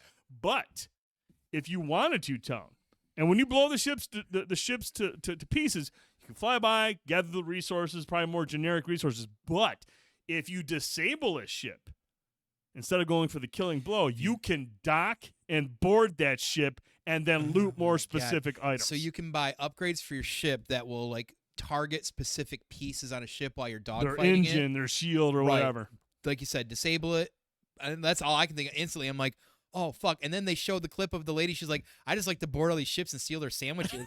And put them in, like, because like Skyrim, you can pick up everything else, or Fallout, and you walk into her ship and you just see a pile of turkey sandwiches laying around. Like, sandwiches. Fucking random as fuck. But that's like, I was like, oh my God. Like, I didn't realize, I guess, up until now that they were going to really lean more into the space combat and that sort of stuff and do this sort of thing. So that adds a whole other element of like, I'm in trouble, kind of like time sinking then at that point as well too. And then you're building your ship, like you said, upgrading certain elements of your shield. Dude, you could change, you can change cosmetically everything. God, you're assigning roles to people on your ship to constantly upgrade them over time. I mean, dude, this has sim management. It has first-person combat. It has exploration. Obviously, the RPG elements of like conversations with people and changing story paths and branching story paths. Dude, it was overwhelming almost. Like watching this whole thing unfold, I was just like, it blew my mind because it was like, this is much more than what I expected this game to be. It not only, like I said, like I'm always going to be skeptical of, we'll wait to see what day one release looks like, but I know they've pushed a couple times at the very least, and things and this, that, the other. So they have said that this. Yeah, it's crazy to hear a PR person say this, but a couple of them have said this is the least buggy game at this point. It is the least buggy game. If they were to release it today, it would be the least buggy Bethesda game to date. And I was like, I don't know if that's a good way. Hey, I appreciate self-awareness at any point. So I mean, why not, right? But I like I said, like I'm hooked. I'm beyond sold. Like I went from being very skeptical and like, is this really going to be something that's going to deliver? Are we doing the old school thing like Peter Molyneux did with Lionhead and said Fable's going to have 12 great things and only deliver 4? Is it really going to be something that they're talking about? And after seeing this in action and getting that dive in it, I'm pretty convinced at this point this is going to be something special. And just to further think about this coming out late in the year, you've already got Spider-Man that's going to be coming out. You got Zelda that came out this year. You've got Diablo that's come out this year.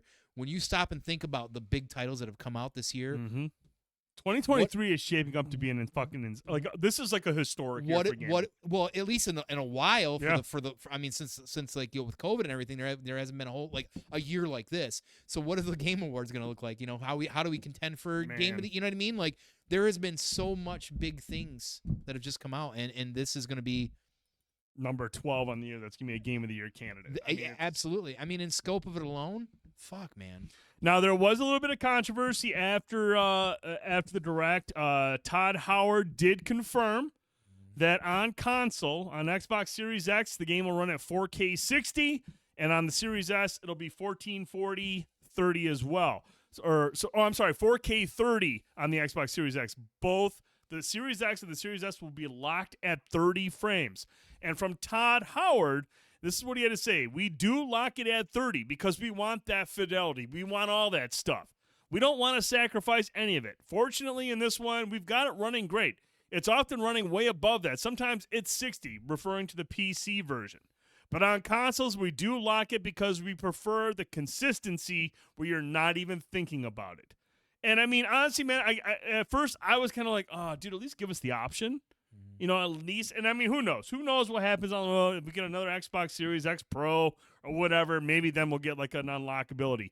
But like a lot of people were like, oh, this game's not finished and this game is trash because it's 30 frames on console. Interesting enough, Danny Carlone, an environmental artist for Sony Santa Monica, he actually hit Twitter because somebody mentioned that this game is unfinished and that's why it's at 30. And he goes, hey, game dev here. Wanted to clarify, it's not a sign of an unfinished game. It's a choice. 60 FPS on this scale would be a large hit to the visual fidelity. My guess is they want to go for a seamless look and less pop-in. And of course, you're right to dislike the choice. End quote. Which is interesting. That's cool to see a developer from another publisher come out and say, hey, man, look, this is a choice. We want this game to look fucking good. Todd Howard said, we want this game to look good. Look how fucking I don't good want this. I mean, honestly, man, if 60 FPS is going to diminish this experience, I will try it out and see for myself. And if 4K 30 looks great, and dude, look, I love 60 frames as much as the next person. I think we all do. I think everybody loves 60 FPS.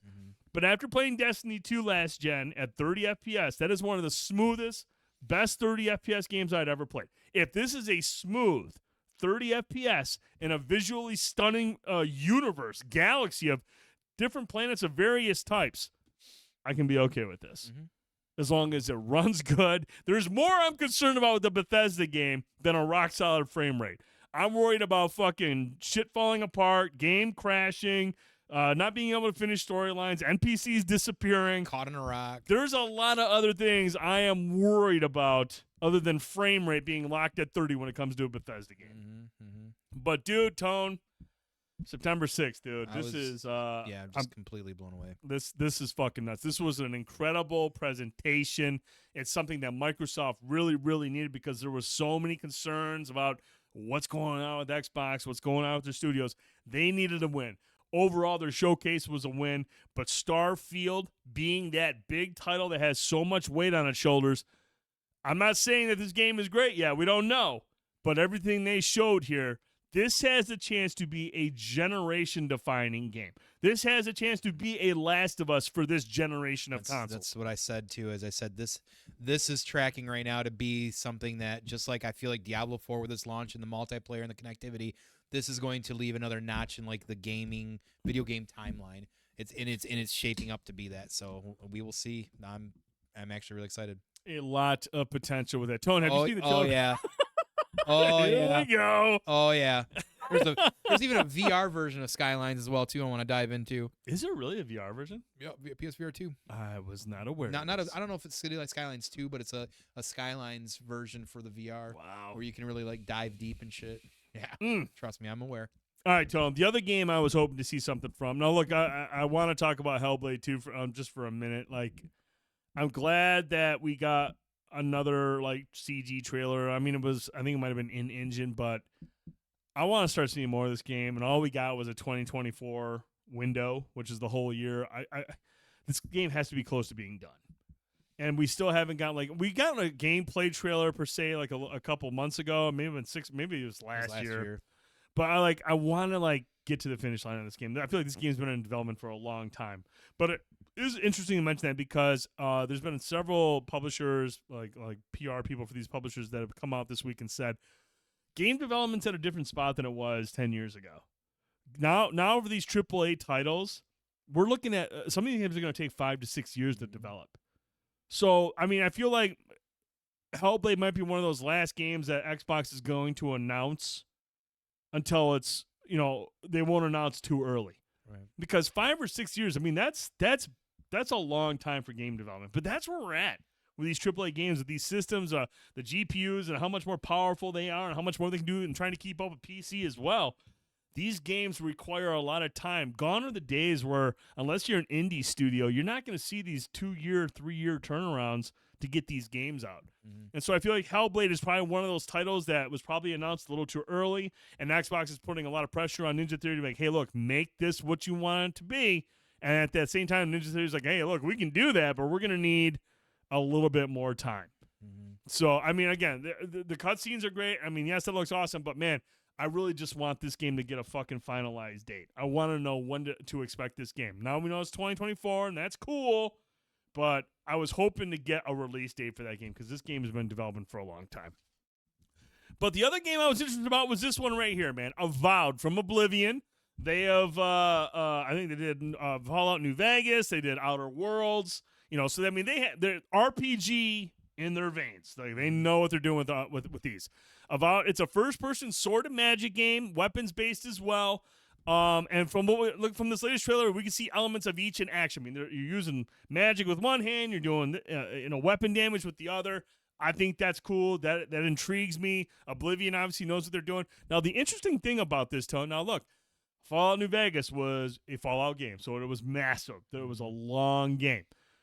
They have come out since then. Avowed game director Carrie Patel said, according to her, the game is an open zone rather than open world, and similar in scope to Outer Worlds, which was 20 hours, and or Obsidian titles like Knights of the Old Republic 2, which was like 30 hours. So this is not going to be a time sink. This is going to be more of a linear action RPG, which is interesting. I was kind of hoping this would be something a little bit deeper because it is a beautiful looking game. But I want to get your thoughts, man. I mean, do you have any interest in Avowed? I mean, from Oblivion? I think it was one of the better showings that was under Xbox banner throughout their showcase there. I think that this is one of the ones that caught my eye. I don't have a lot of affinity to Obsidian outside of Obsidian, not Oblivion. I'm sorry. Yeah, you're right. Outside of the South Park games, I guess. But because I didn't like Fallout, so I didn't play. Sure. And there's a group of people out there that love Fallout 3, and there's another group out there that love Fallout New Vegas. Vegas has a very, very passionate huge base. cult following, but there's a lot of other people that say Vegas was super buggy and blah blah blah. It had a lot of issues. So I mean, it's Bethesda, so you take it or leave it with that, right? Sure. At that point, right? But and I know I've heard Outer Worlds for all intents and purposes what people liked and wanted from that kind of development, and really enjoyed it as well too. So, listen, we're in the day and age where a lot of the games are some form of hybrids of something, and they're massive open world time vamps and stuff like that. Like, I think at the very least, if you're telling me you're going to get 20 to 30 hours for a $60 game which to me like looks good. Maybe some cinematics. I think that's a good time frame for a game like this. It's not. Do you think so? You don't think every RPG has to be 100 hours? No, because I think sometimes it's not. It's also about the story they're trying to tell. Yep. Not everything has. I mean, look, don't get me wrong. Like, if every game could be The Witcher, I'd probably be fine with that, right? Like, at the end of the day, I would be. But there's not enough time in the world for that. Mm-hmm. So sometimes games like the God of Wars come along where they're an action RPG that's 30 hours long, whatever. Right. Maybe you get to 50 with all the side stuff or whatever. Those are still good games with good values, and more than likely it's probably going to be a pretty good story, like I said. So I think in that kind of sweet spot area, I think that's perfectly fine. We still need those kind of games. Yes. And so I don't see anything wrong with that as well, too. And they seem to be pretty self-aware again and open and honest about it. Like, the South Park games are not terribly long games either, but they're very entertaining and great combat. They're built very, very well, surprisingly enough. So, and you can pull 15, 20 hours out of those. Sure. Blanco says, gonna be honest, I played about 40 minutes of Outer Worlds, enjoyed it, but just dropped it. Don't know why. I think Outer Worlds actually just got like a was it like a next gen upgrade, and I heard it's not very good. Yeah, like it's kind of a hot mess. I feel like the people that followed Outer Worlds were just fans of Obsidian, and thought they were getting to get that New Vegas feel and like outer space thing, which, hey, I get, and it's cool if that's your thing. Typically I'm into the sci-fi stuff, but I don't like have an affinity to those style of games like that though as well either. So, Obsidian did, Old Republic 2, which is, I still don't think it's as good as the first Knights of the Old Republic, but it was still a good entry. So, I think that this is going to probably be overall, hopefully a well-received game. I mean, maybe just like the medieval version of Outer Worlds, maybe it is, maybe it isn't, but again, I think those time frames are still valuable too. And see, I think again, this is why I enjoy Game Pass so much, because I mean 20 to 30 hours from a revered developer, and it looks good, it looks beautiful. I mean, this is going to be a sweet game to be up. You fire up Game Pass. Oh look, Avowed comes out this month. And you get a fucking sweet ass title. It might not be you might still have Starfield you're playing through, but you can take a break and play Avowed. And man, again, it's just another addition to the Game Pass. And I think this looks good, man. I love the fact that you can go magic and physical weapons. That looks fun, dude. That looks like a lot of fun. I definitely get Oblivion vibes completely. Oh, absolutely, absolutely. I didn't play Oblivion, so I wasn't into that. I had a roommate that played way too much Oblivion, and I had to watch through a lot of that. But that's all I see in this is just a very cool art design Oblivion. Which, hey, why not, right? Hey, man, Blanco says not as good. KOTOR 2 gave us Zabrak Christopher Walken. Yes, it did. Yes, it did. All right, man. Let's move on to the next game that really stood out that I'm actually personally really excited about. I know you're not super huge about it, but I think the Payday games are fun. Just never played. But I always felt like Payday was like on the cusp, like it was close. It was a budget idea. It was like, dude, you take the best scene from the movie Heat, the bank robbing scene, and you apply it to a video game with the heavy music, the action, and all that stuff, the excitement of robbing a bank. But with Payday 1 and Payday 2, it was just like there was always something with it. They were using their in-house engine to do it, and it wasn't like the best experience control-wise. It was fun. Yeah. It's a fun cooperative game, but it was just kind of like, just a budget title that, didn't have the best controls, did not have great visuals. The animations were kind of janky. It was just like a cool concept that hadn't been fully realized yet. But man, is it a niche? But it is, and it can be a lot of fun when you're playing with friends. It can be exciting. But now, this one, Payday 3, coming out this September on September 21st. This is being developed using Unreal Engine 4 now. So they moved on from their in-house engine. This should help address many of the critiques of the previous entries in both gameplay and performance. It's launching in Unreal Engine 4, but then it's going to be ported to Unreal Engine 5 post-launch. There you go. So I can tell you right now, this is going to address the wonky controls. It didn't feel super great to play. This is going to address the visuals. It's going to address the performance. Payday's about to grow up. They're about to get all growed up. Man, I tell you what, and I've talked about it before on here, like working at GameStop, this is a title that would sell constantly. I bet. People were always looking for Payday. We do know that this will have cross-play and cross-progression. So that is fucking Should awesome. be standard these days. That has to be the standard going forward. There's still some developers and publishers out there who are just like, no, we don't do it because fuck off. We just don't want to give you that. But we do know that there will be a standard edition for $39.99 and a silver and gold edition, $69.99 and $89.99 respectively. The silver and gold will actually get you 3-day early access. And then, of course, there's a couple of more bonuses that you get, some more on the gold version.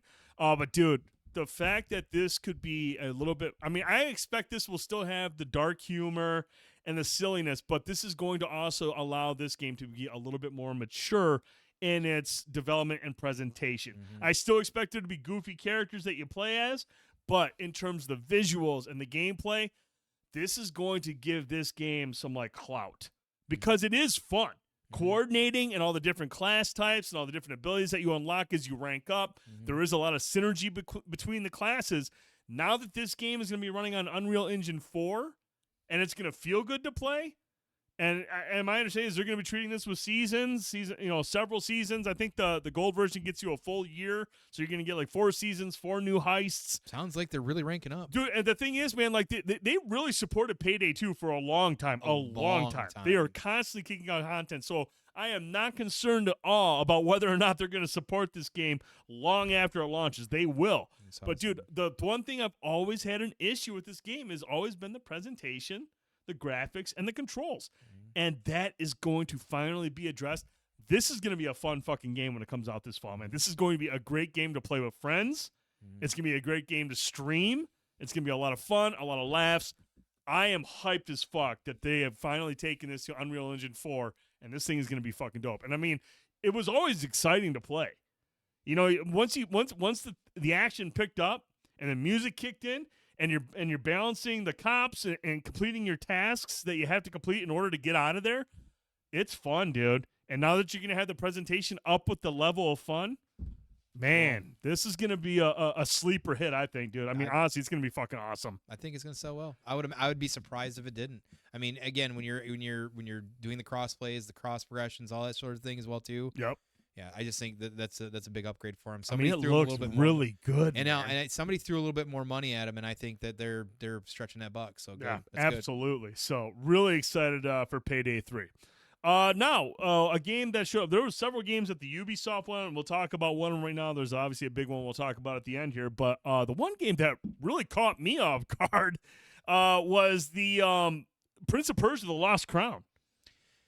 Yeah, that's not a name we've heard in a long time. We know that there's a remake in the work that's been delayed several times. Yeah. And we don't know when that's coming out. But when they walked this, I was like, what? Yeah. I don't think that at first when I saw it, I'm like, okay, it's interesting art design for a Prince of Persia. Like, are we not? And then I realized what it was and what it's doing for his gameplay. I'm like, oh, side-scrolling Metroidvania with some fucking dope-ass looking combat, dude. Yeah. So, I mean, we love Metroidvanias around here. So, there will be a standard version for $49.99 and a deluxe version for $59.99 that will again get you 3-day early access. It's a side-scrolling Metroidvania, and again, this combat. I mean, this. Dude, I love this type of combat and the side-scrolling. And again, Metroidvania, you're tapping into a genre that a lot of people love.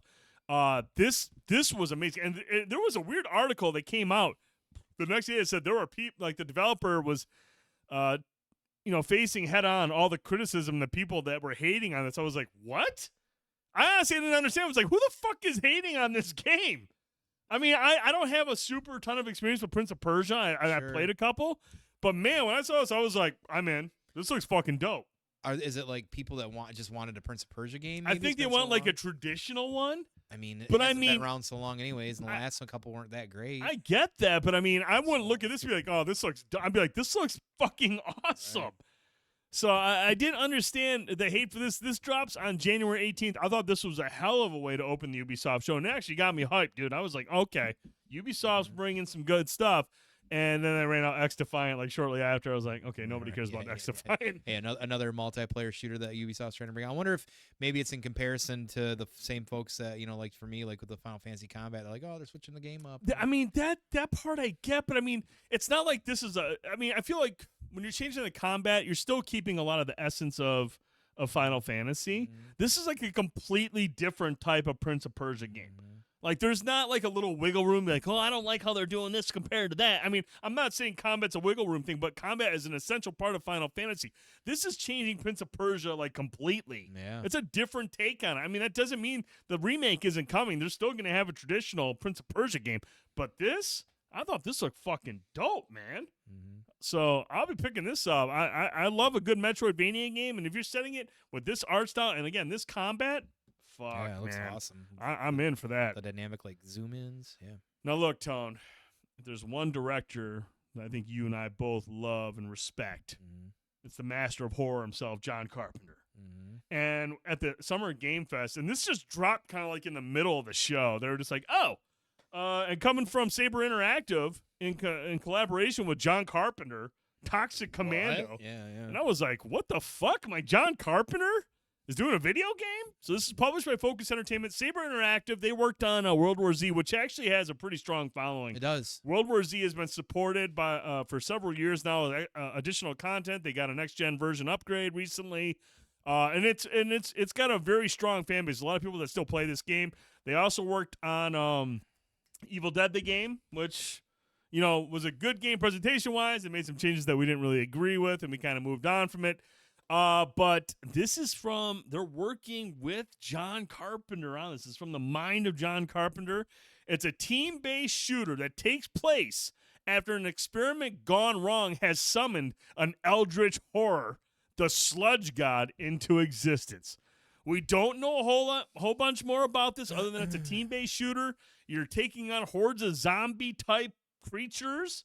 I don't know if they're zombies or if they're like eldritch creatures as well, but dude, if there's one thing John Carpenter does, he goes deep into certain types of horror, and he is all about the camp. I expect this to be campy. I expect it to be fun, but I also expect it to be violent. Yeah. You know, John Carpenter just has a way of balancing several genre types within horror and blending them together. Now, they're not always winners, but anytime John Carpenter does something, I want to check it out and see what it's all about. Like I said, this was random as fuck. I didn't see this coming. It doesn't look super, like graphically impressive, but still, I'm mildly interested in this game, dude. Saber Interactive, say what you will about them, but John Carpenter's in there. You're dealing with eldritch horrors. I mean, it sounds like it's tongue-in-cheek just by calling it Toxic Commando. Toxic Commando is about as generic as it gets, so you can have a lot of fun with that. So we'll see. So, interesting reveal there. Now, one of the last things that they showed off at the Xbox press conference was this Clockwork Revolution. Now, we don't have a lot of information on this. Other than it's from In Exile. They're mostly known for the Wasteland series, the Wasteland RPGs. They're one of the recent acquisitions by Microsoft, one of the studios everyone's been kind of waiting to see what they're working on. And they released this trailer that's like set in this steampunk setting. Yeah. And you can tell it takes a little inspiration from obviously BioShock Infinite, and then the way the character models are set up, they look inspired a little bit by Dishonored. And there's a lot of that type of art style. There's some time manipulation going on in this trailer. This looks really fucking cool, man. Like the presentation looks really cool. We don't even have a year for this. It didn't even say 2024, so this could be one of those games that's a little bit further out, but just kind of like let people know, hey, man, they're working on something that's not quite Wasteland, something a little bit different. But it's a first-person RPG. It looks like you'll be kind of taking on some political themes, meaning there's like different factions and ideologies to side with or against. So I'm assuming there's probably going to be some kind of like notoriety system in place, working with one faction or the other. That's just some of the stuff that we gleaned from the trailer. But, man, presentation-wise, this looks fucking dope. The art design's awesome instantly. I'll be curious to see a little bit more like what's exactly going on, and I want to know more. Yeah, oh, absolutely. I just want to know more right now, but I think this trailer was just there to like wow people with the visual style, right, and make them aware of what and kind of and get you a little bit curious, which I think that for me it did for sure. So, and I feel like that's one of the things that they did right with this game, compared to what we saw, compared to like the Sony showcase. Whereas, like, look, they bought Firesprite and they bought somebody else, and when Firesprite comes out, like, hey, we're working on this game, and you just get this camera work panning across a desk with a gun, and that's all you get. Like, here's what we're working on. They throw a title up on the screen. In Exile, is like, hey, look, here's a fucking full-on trailer show giving you a little bit more. So, I mean, I like that they did this. This might be further up, but at least you're making people aware of and giving them an idea of what this game could be like in terms of presentation, give you some clues to the story. I feel like they did a really good job with that. I think that's why it's important. And we'll stick with Xbox for just a moment longer. I wanted to see Gears, man. I wanted to see Gears 6. But I also think it was a good move for them not to show it because they were able to show off all the other diverse stuff. We know Gears is there. We know Gears 6 is coming at some point. But I think it's important for Xbox to show off all these other studios that they purchased. Like, we have other stuff coming out as well. Yeah, I think it was good because it does. It kind of like almost like put out the spread. Like, you know, you're not just having your sandwich. You got the potato chips. You got the potato salad. You got the macaroni salad. It gave you a little bit of everything, and it was a good spread. And I think, you know, it was good to showcase, like you said, all these newer studios and things like that. Say, hey, these are what these guys are working on. You know, just kind of wait and see where we're gonna go. And I think that was great for them too. And then, of course, the follow up at the end of it, the fucking Starfield. I mean, overall, man, I think Xbox had a hell of a show. I think they did a great job, and they really did kind of get people hyped again. Like, hey, basically came out saying, don't worry, we got you covered. We got stuff coming. Game Pass is still the best deal in gaming, and we have a lot of diverse shit coming your way. Don't worry. We all know Gears is coming. We know there's always gonna be Halo content. We always know there's gonna be a Forza game. Here's some more of the diverse stuff that we got going on, and I feel like they fucking nailed it with their show. And this game looks fucking awesome with the presentation, you know, and especially if you're taking inspiration from two games like BioShock Infinite and Dishonored. That's the start. That's easy peasy. All right, Tone, the last game we're going to talk about. Now, it was funny because last week, I think it was Jay McKenzie who mentioned, or I can't remember who it was in the chat. They were just like, hey, when are we hear about the Star Wars game? I swear a few people had said that shit. A few people had said, like, where the fuck is the Star Wars game that Ubisoft is working on? And I think, remember, we got an article last week that was like, oh, it's coming out in early 2024. And everyone's like, well, what the fuck? Are we ever going to hear about this thing? Yes, we are. Tone, Star Wars Outlaws got revealed. Yeah, it did. And I know the biggest thing that you were concerned about, it's a Ubisoft title. It's always going to be a concern. And are they going to force the co-op? Are they going to force the live service elements that they've done with so many of their other titles? Is it just going to be a multiplayer Star Wars game? Right. Is that what they're going to do? No, that is not what they're going to do. Tone, what we know so far, open world, single-player experience, story-driven action-adventure, a notoriety system, seamless travel from planet to space, seamless hyperspace travel, breathtaking visuals developed by Snowdrop Engine, which is no slouch, and it's exclusive to new-gen systems. This is coming out in early 2024. But, dude, the gameplay for this, this game looks fucking gorgeous, dude. Now, look, obviously we're big fans of the Jedi series, Jedi Survivor, and what they've done so far at EA. But, dude, they're almost like taking some of those, like, I don't want to say Splinter Cell, but there's some stealth action in this trailer that we saw. There's a bit of that. We got a little bit of that, but I mean, we also see a lot of the other RPG elements that we like from some of their games that aren't multiplayer focused. Right. But Tone, I want to get your thoughts, man. Star Wars Outlaws. You get to be a scoundrel. I know, honestly, and the first thing I will say is that this is exactly the type of character and story that we need more in Star Wars is because it's a big galaxy. We need like, no pun intended, more shadows inside the Empire. We need that during that galactic civil war, there's so many things to tell. That's the best place to focus anyways, because that's what a lot of people have just always been attuned for, right? But this instantly, with everything being said, gave me Red Dead Redemption vibes. Sure, yeah. That gave me a huge Red Dead Redemption vibes, and that's a good way to kick off a Star Wars game for me. Is like, give me some open worldness, give me single player, give me third person, like cover fire and whatever. And honestly, this combat looks so fluid. I got a little bit of Uncharted vibes because I feel like this character, to me, one of the things that makes Nathan Drake a great character, just generally for storytelling, is that he's like a very grounded, everyday, normal person. Flaws, he's a flawed character. I mean, he punches like he's doesn't know how to. He just not throws a Marine. haymakers, right? This character seems like she's a little bit like that. I mean, you know, she's just kind of flying by the seat of her pants, and I like that a lot. Like things go wrong, and when they get wrong in Harry, then you know we gotta adapt to it. And you know, the pet she's got, which, you know, listen, Star Wars is great about. They always have something. Droids and animals and shticks, and this has definitely got that as well too. Like, I'm super excited that this isn't, because we thought we were going to get like, you know, Star Wars Division or something like that, or Ghost Recon Breakpoint, which I'm not against at some point. I'm not against like Bad Batch. I think would be a good way to go and to do that. I'm not against that, but the problem is with Ubisoft is doing it, it's a live service, which means there's going to be a lot of bits. And I'm sure there's going to be still bits in this, whether microtransactions or something, maybe. And again, we've talked about that. You know, we'd agree to disagree on some of it, and some of it's fine, blah, blah, blah, blah, blah.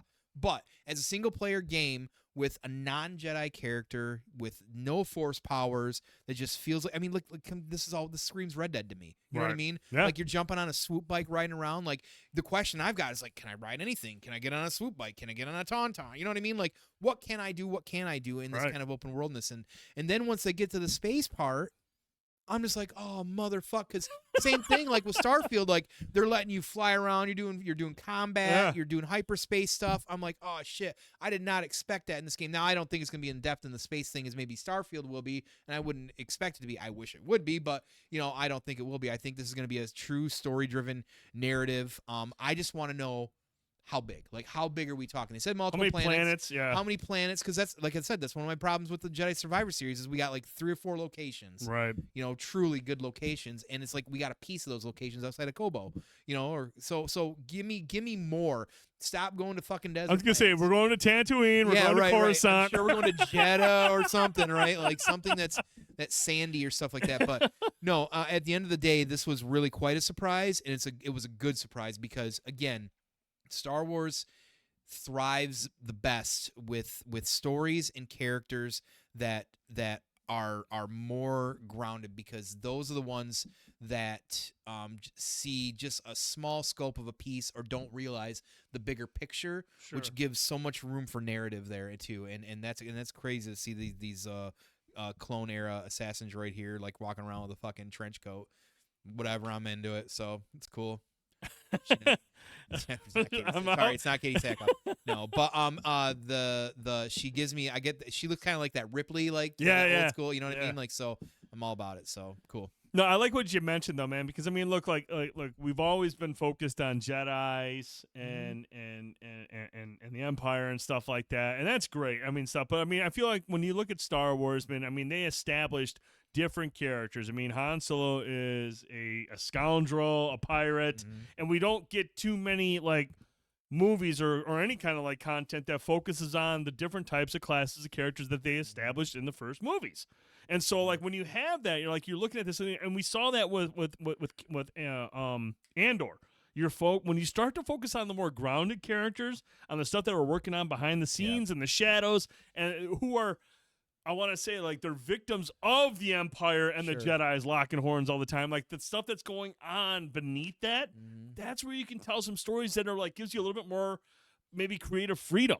Where you're like, okay, like, look, we understand what the major lore is with the Empire and the Jedi's and what have you, but it gives us a little bit more creative freedom to create stuff. Right. And with Ubisoft, I mean, you could really lean into the espionage stuff that they're known for in this type of role. Like you said, there was some Splinter Cell vibes. Yes, absolutely. Like potential, the stealth in that way too. Like, utilize what you're good at and translate that, and I think you can have something special here. And for all intents and purposes, I think it's a great start already. I don't, I haven't really seen what everybody else has been saying as far as how they feel about this. I don't know. Everyone wants to fuck the droid, is what I've read.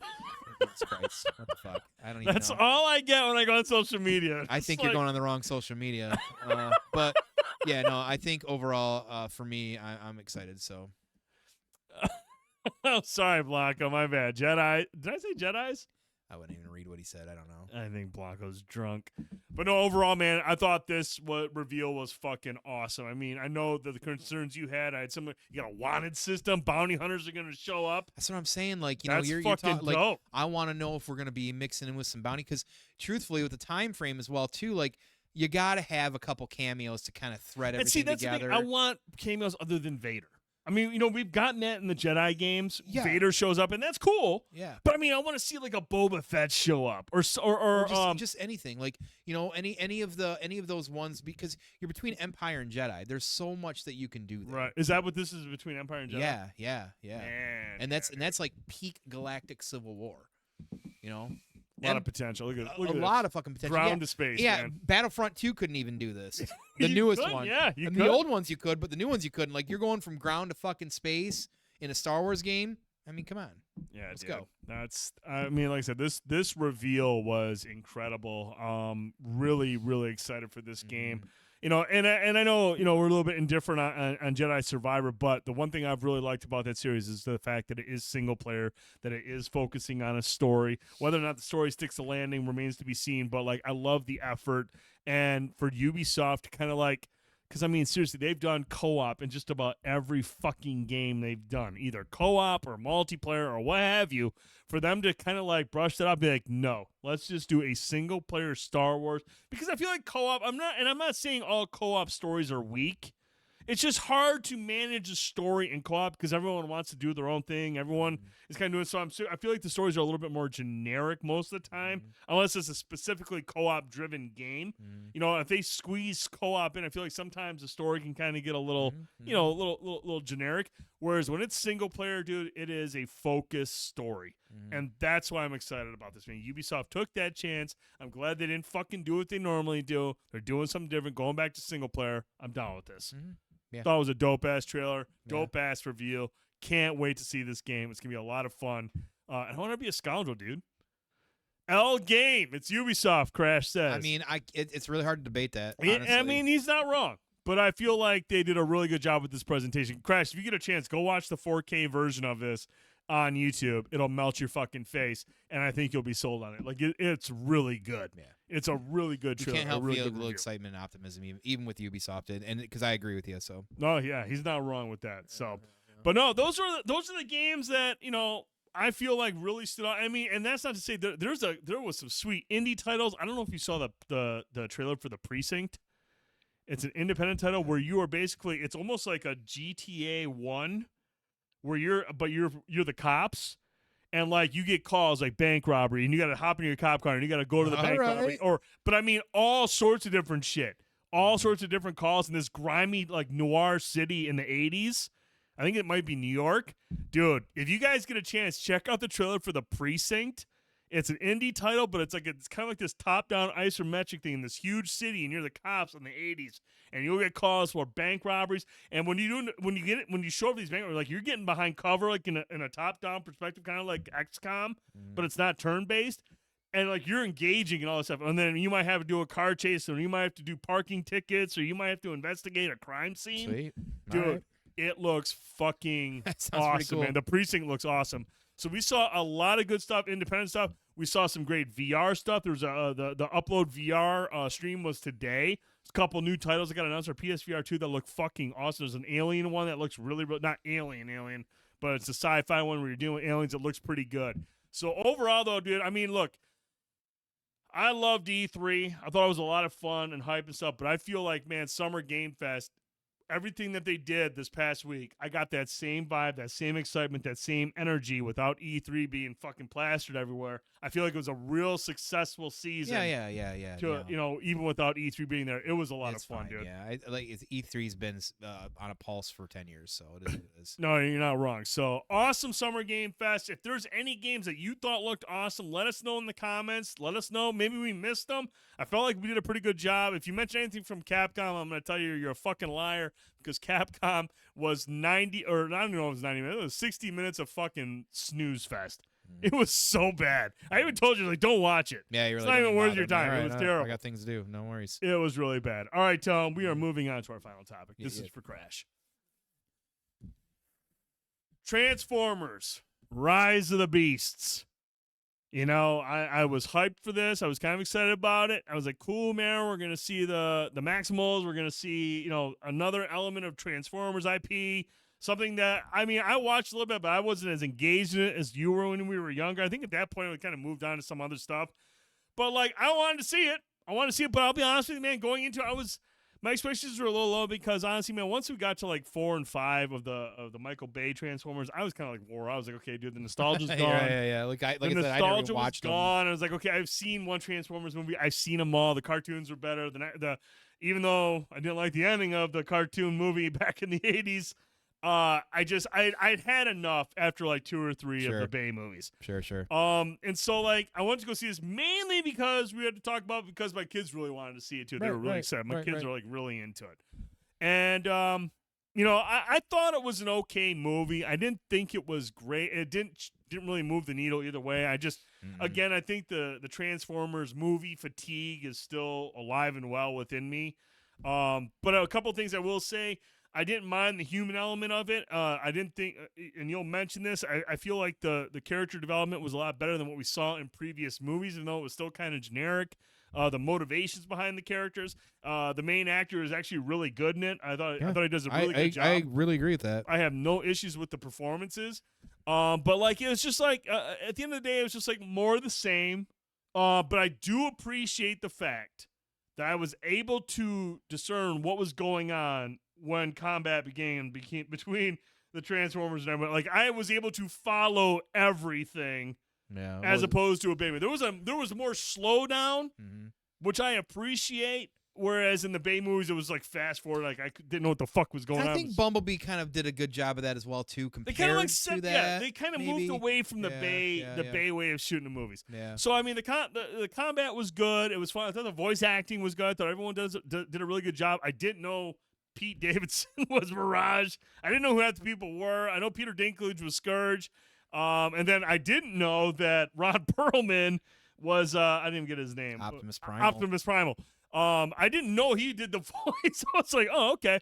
Yeah. But I mean, like, I didn't have there's nothing about this movie that I really disliked.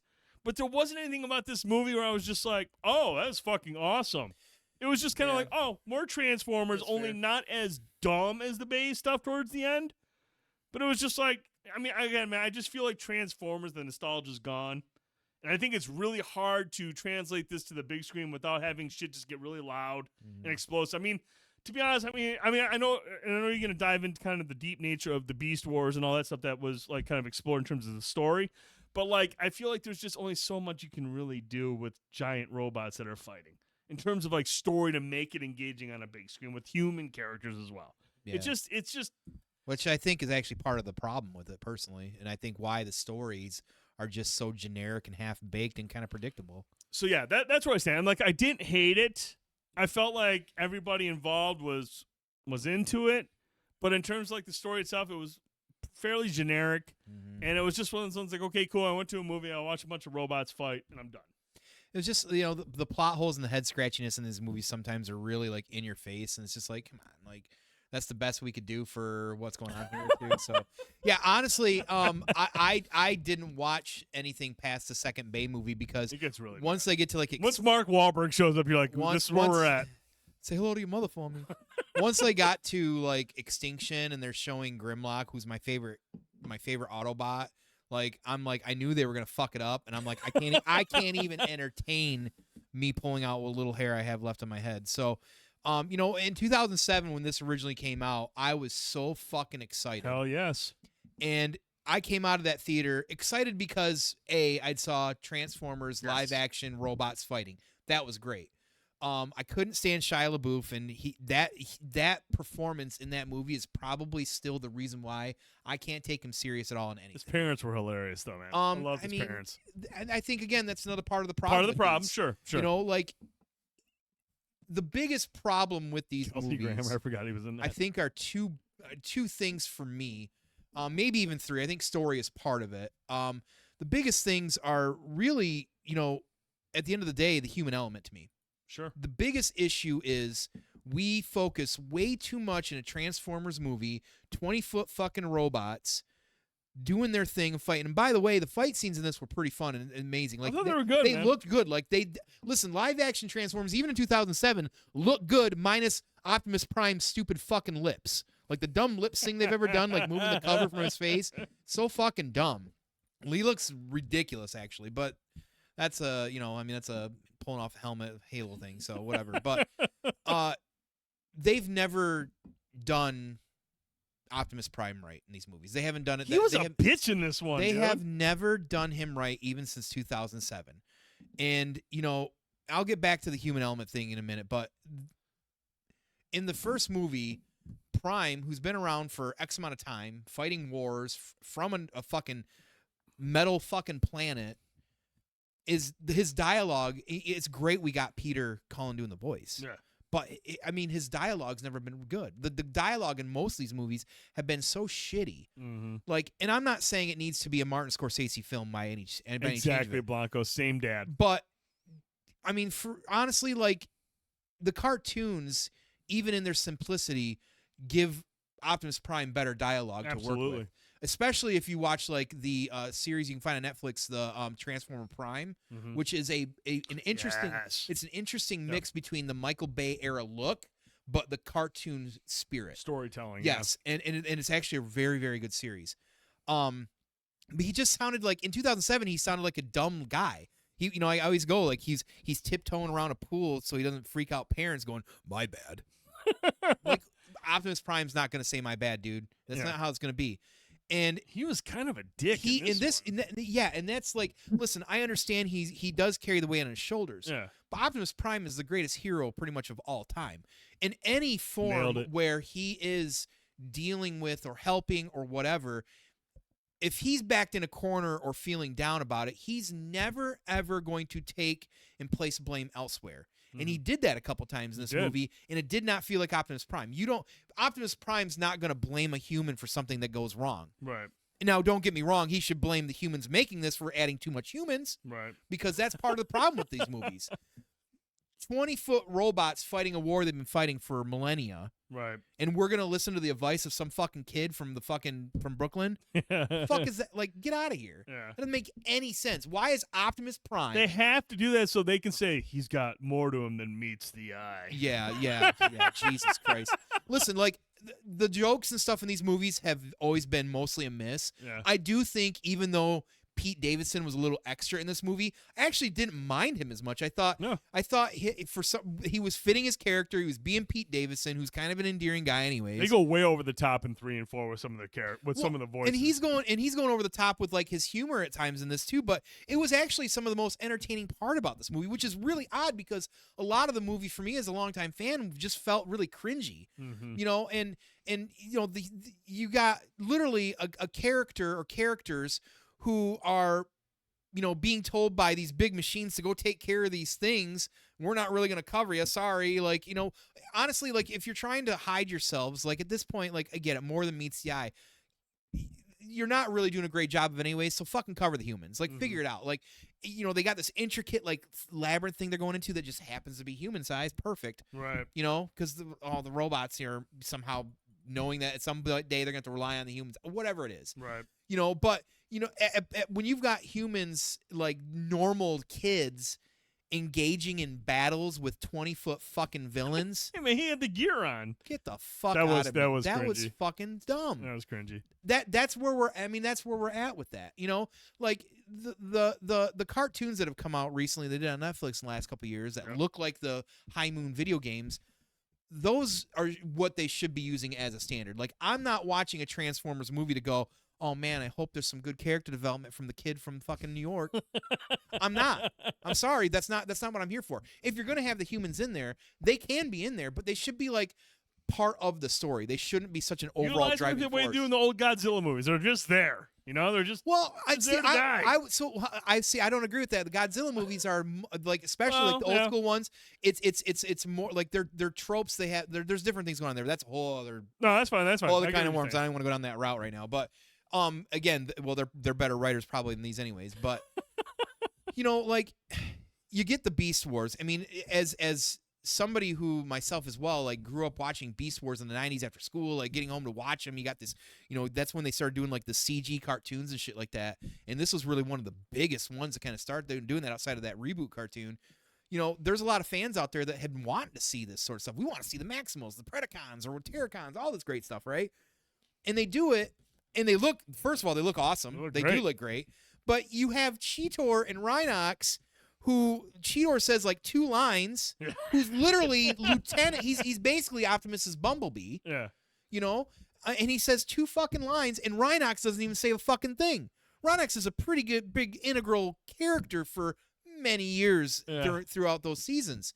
and it's just like they're there. It's just like they're like showpieces, and that's it. Right. And that's a shame because you get the big battle at the end, and you finally see him transform. And I was asked like, well, why don't we see him transform? Well, it's kind of like that's not really a long story, but it does kind of play into their lore a little bit. They didn't necessarily transform. There's a whole bit blah blah blah. But you finally get to see him do it, and they don't even like shadow parts of what they look like from even the old cartoons or even the weapons, which was even weird, I thought too. But that's getting really nitty gritty. I get it. But at the end of the day, the story just wasn't like overall compelling. No, it felt like generic. It felt very, very generic. Like you were running like, oh, like got to get this thing because this big thing's coming. The butthole from the sky. Unicron had like 3 scenes, man. So weird that they use. I mean, it's good that they finally kind of brought that character around, but like so like just weakly used. And dude. As a villain, Scourge was so fucking weak. Yeah. Like I don't mind like Dinklage or any of that stuff. Like I honestly didn't have an issue with any of the performances. That's weird. Yeah, I don't know. The honestly, yeah, even the humans, as terrible as the story was, a lot of the performances were fine, but like he just wasn't menacing enough as a villain. Like there were times he's not a Megatron. There were times he was starting to like. I mean, honestly, him pulling off like the fucking symbols is kind of dumb. I thought too, but that was sweet, man. He's keeping it. Yeah, whatever. I mean, it's good to give character to the characters, I guess. But like that again, that's such a nuance. But you really didn't get a lot of like great like old school like other type of characters that just felt like they fit. Like you got so much generic characters and different things in this from like the villain side of it. It just continued to make him feel like he was just a weak villain. I mean, yeah, he's a herald for Unicron, but he was so fucking lame at the end of the day too. And again, I'm gonna go back to just the overallness of Optimus being such a weak Optimus Prime. And I know they tried to tackle it. Well, this is really a Prime and blah blah blah and all this stuff. Like, listen. Prime is even on his downhearted, he's always going to try his hardest. He's never going to place blame on anything in a character. And it's a shame that they've never done him right. And I hope that, at some point, I mean, again, like, listen, the movie wasn't terrible. But I mean, it's not terrible compared to like the latter ones, but that's not saying much. Like, yeah, it's not. 3 through 5 are fucking terrible movies. Right. And like, I know they're a lot for kids as well too, but there's clearly a lot of adult humor in them as well too. Yeah. But can't we just like dial it back? I mean, they've tried to with Bumblebee. Bumblebee was an all right movie, okay at best. It was not a great movie. It was not a great movie at all. It wasn't even close to that. I don't think really any of them have been. Honestly, they haven't been. So it's a shame that they just can't like, hey, listen, give us live action fucking Transformers. Shadow some of the original story, adapt what works and doesn't feel too crazy, give us some great characters. I mean, we had a few cool like Easter egg name drops and some different things in this as well too. Like I said, Mirage was kind of fun. But for the fuck's sakes, get rid of so much of the human. Like we don't. These guys are not traveling through space and time to listen to a fucking kid. Yeah. I'm sorry, and that's not believable. It's the same way I feel about like Black Adam. Like Black Adam's listening to a fucking 14-year-old. They try so hard to find like somebody to get the audience to relate to. I mean, I can't relate to a fucking robot, but like we got to get a human element in there. You can relate to them. You can relate to. You can relate to motivations, but you can't relate to like an actual machine. You can relate to its motivations, but they got to have a human person there to be like, oh, he's trying to save his brother. That's so awesome. But it's so generic. Prime is like, he's basically trying. He's not only is he placing blame, but he's trying to like say almost he doesn't care enough about Earth because he cares about getting his people home. Right. One of his greatest taglines is freedom for all sentient beings. There's no point any time would Prime stop and say, I'm more concerned about my guys. You guys figure it out. And by the way, it's your fault. Right. That's not good storytelling. Like you're not going to be able to understand a great hero if your dialogue is shitty and your storytelling is shitty. I could relate with these big robots if they were written better. Bottom line. Right. So I thought the ending was fucking hilarious. Wouldn't watch again though. No, man, like I said, I just feel like the nostalgia of Transformers has kind of like worn off. I mean, the live action movies. I would much prefer the Netflix stuff, the animated stuff. I feel like they can do more there. They can do better stories. With the live action stuff, it's just, again, I felt like the combat, the action scenes were better done in this compared to the Bay movies because it was easier to like figure out what was going on. They relied more on slow-mo as opposed to just up close and shit flying around everywhere. But the story, the human element was generic. And I appreciate the performances. I thought everyone did good there. It was just, it's a forgettable movie is what it is. It's forgettable. Much like everything after the first two Transformers movie, it's just a blur. It's just a blur, a generic blur where I'm just like, okay, if you've seen the first one or even the second one, you don't really need to watch the rest. It's all the same. Shit storytelling for the humans, indiscernible fucking action for the robot fights, and that's it. It's just like, okay, I've if you've seen one, you've seen them all, and they haven't done anything to really differentiate that or bring the IP to a new level unless they do a fucking animated show on Netflix. That's like the best way to do it. And I think they tried with Bumblebee. I think they did. I actually think I like Bumblebee a little bit more than you do. I actually liked Bumblebee. I thought it was actually a pretty good movie, and I felt like after I watched it, I was like, you know what? Maybe they're taking this in the right direction. But this one, it just felt like it was a step down. It wasn't terrible, right? But it was just like I feel like we're at a point where it's like we're done with this. We're done. Yeah. But I made 50, 60 million this weekend, so I mean, at the end of the day, I'm also cognizant enough to know that this is Hasbro. Hasbro is about selling merchandise. Yes. You know, I mean, though we saw great out of Dungeons and Dragons, like, you know, at the same time, like, it's a shame that they just don't bring in the right people. Like, it's not supposed to. We're not looking for Martin Scorsese to come here and do a Transformers movie. We're not. It would be awesome. It would be awesome. Don't get me wrong. You could relate with a robot probably then really well. I would for sure. But that right. You know, at the same time, like, just to have somebody give a little bit more like awareness about that, like. These guys, these robots that transform are really going to be taking advice from a fucking human all the time. Like, you know what I mean? That's not who you're taking as point. I say, oh, see that big robot over there? I'm going to need you to go start some shit. I'm going to go over here. That's not how that's going to work. Like, it doesn't make any fucking sense, and it takes me out of the fucking movie. So, yeah, well, everything Hasbro everything since the 80s for the most part. I mean, He-Man and everything, but it's just a shame that some things can kind of hit the mark on that. Yeah. And it is about, you know, it is always going to be about the merch at the end of the day. The cartoons were like that as well, too, unfortunately. But as we saw with Beast Wars, when they did Beast Wars, it was, selling toys as well, too. But Beast Wars became more even from G1 and the G2 series and G3 to more of a, you know, like, adult conversations, more heavier, more thicker themes that you'd have to deal with. And again, I'd say Transformers Prime actually does a job of that as well too. But we're also talking about anime, and it just, you know, I wish they do that in live action. Can you imagine a Scorsese Transformers movie? 4 hours with maybe a few action sequences, but then you got Prime sitting down with Leonardo DiCaprio at a fucking diner somewhere, talking about what they're gonna do to take out Megatron and how they're gonna scheme. The dialogue in that movie. A 4-hour Scorsese Transformers, that would be fucking. You know, I love wild.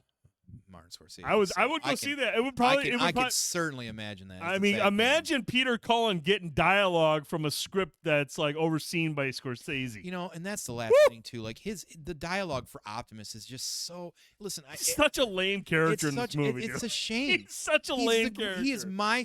I love villains. That is one of my all-time favorite actual hero characters in anything, and nobody's not even really close to that echelon of how much I love Optimus Prime, and they just can't ever get him right in live action. Like seriously, watching dialogue. This movie, I was sitting there going like halfway through, I was just like, is he just gonna bitch the whole time? Like, who's the fucking leader of this group? Do they even have one? Right. He's just like, and I mean, seriously, he bitched the whole time. I was like, you are such a fucking whiny bitch in this movie. They're trying to convey that he had a lot on his shoulders. And they said but the dialogue didn't help Cullen at all with that. That's the problem. He could have made him just sound like a whiny baby. He could have carried the weight of all that and still been a leader and still tried to do what he did right. But he was just muster the blaming people and whining. I was just like, dude, it's very off-putting for that. And you know, honestly, we had great. Optimus wine, exactly. The characters look great. They all look awesome. Shit, we got live action RC. She looked fucking great too. Yeah. All the characters look great. It's just, you know, I could have just taken at this point, I would have just been fine with all the fucking big robot fight scenes and no humans, and I'd probably been happier. So there it is. It's unfortunate. It's unfortunate, but honestly to be expected. Well, they'll have another one in 2 years because they made $50 million this last week. It did, man. So it is what it is. Well, right? I mean, I imagine these cost a lot of money with the CGI and all that shit, but yeah, if you made $50, $60 million, Well, now keep in mind, though, it's going to be hard to keep that going because you're going to have Indiana Jones in a couple weeks. You're going to have Mission Impossible. You still got Mario out there fucking making waves. Yeah, Like, Mario's still fucking around with shit. It's not going to stop. So, I mean, you still got movie. I mean, it may. I could honestly, man, I wouldn't be surprised as after this weekend. If they're like, because you got The Flash coming out this weekend, that's going to cut into sales because everyone wants to go see Michael Keaton as Batman. That movie's going to make a lot of money, whether or not it's good or not. Doesn't matter. Michael Keaton's in it. They want to see old school Batman. People are going to show up for that. But, like, the thing is, man, I could totally see this movie being one of those movies that has, like, a fucking insane drop-off. You know how they're like, oh, they had a big $50 million weekend, and then it drops, like, 90% because word of mouth was like, it's kind of meh. And then you've got other movies coming out. I can see this being a movie that drops off like horribly, and actually has them going, "Do we really need any more of these?" Yeah, they want. It's all worth it because of the merchandise. I do want to say, speaking of Hook, though, the soundtrack in this, because it's early '90s hip hop and great stuff, that was pretty awesome. They did a great job plastering that all over because probably a lot of those. Some good. I felt like they kind of moved away from it later on in the film. But they actually did, and that was kind of a shame. Yeah, because they really leaned into the nostalgia early on, but towards the end of the movie, it was like a non-factor. It was like, oh, okay, we were just there for a little bit. Where I feel like Captain Marvel, it was like a reoccurring thing all the way through with it. You know, really knocking into the 80s. Like they bought into it earlier, but then it's like, well, we're done with that now. I am one of 20 people excited about that movie coming out. Or the Marvels? Yeah, I am actually. I watched that trailer. Actually, they had the trailer on before this movie, and I was like, this looks really good. Like I said, I'm one of the few that enjoyed the first one, but I definitely feel like that, you know, there's going to be more of these. It's going to be is what it is when it comes. They're going to make money. I mean, they're printing money when it comes to action figures. I mean, if it drops off, regardless of what they show at the end of that, I mean, dude, they showed a lot at the end of Black Adam, and that fucking shit is dead. So it's not that means word of mouth will likely be good. Yeah, I mean, word of mouth is great, but again, if it drops off, it doesn't matter what they show at the end of the movie. That thing, they'll fucking look at that and be like, you know what? We're not going to punch in all this money because Transformers movies are not cheap to make. If it's not raking in a ton of money, if it drops off after its second week, cinema score be damned. That doesn't mean shit if it doesn't make the money. Yeah. And you've got The Flash coming out this weekend. You've got Indiana Jones coming out shortly after that, and Mission Impossible. This isn't gonna have the Mario run. You know, it's gonna drop off a lot quicker. And if it doesn't hit a certain mark, it don't matter what you show at the end if it doesn't make the money to justify another one. So I think they should just focus on the Netflix animated stuff to really kind of build on that lore. Because this movie just didn't move the needle at all. I feel like this Transformers thing, the live action version of it anyway, was just kind of meh. I think its biggest weekend is going to be the first, and I think it's going to pass. I mean, they may hold a second spot this weekend. I mean, it probably will, but I mean, it's going to be a drop off. I'm gonna watch that closely. If it's not a drop off, if it somehow manages to keep pace with the Flash, then I'll fucking eat crow. But if that thing drops off, there's no way it's going to be an easy, let's keep building on what we're trying to build on. No way. That's going to be a conversation Just for bring sure. High Moon back and do good video games again. Dude, can we not get another one? Can we get High Moon around? Where the fuck they're under Activision, aren't they? They're under Activision, yeah. Was it War of Cybertron, and what was the other one? Fall of Cybertron. Fall of Cybertron. God, those games were so fucking... Dude, I remember when that first one came out, like, the reviews were... Because everyone was like, before it came out, they're like, licensed IP. I played the multiplayer beta. Yeah, when they came out, everyone was like, licensed IP, it's not going to be great. But when the reviews hit, everyone was like, what? And then everyone played it, and it was like, what? This is fucking amazing. It was like playing a fucking episode of fucking Transform. And I mean, and they really are. Like, yeah, dude. It was fucking amazing. It was awesome. But that's going to do it for this week's show.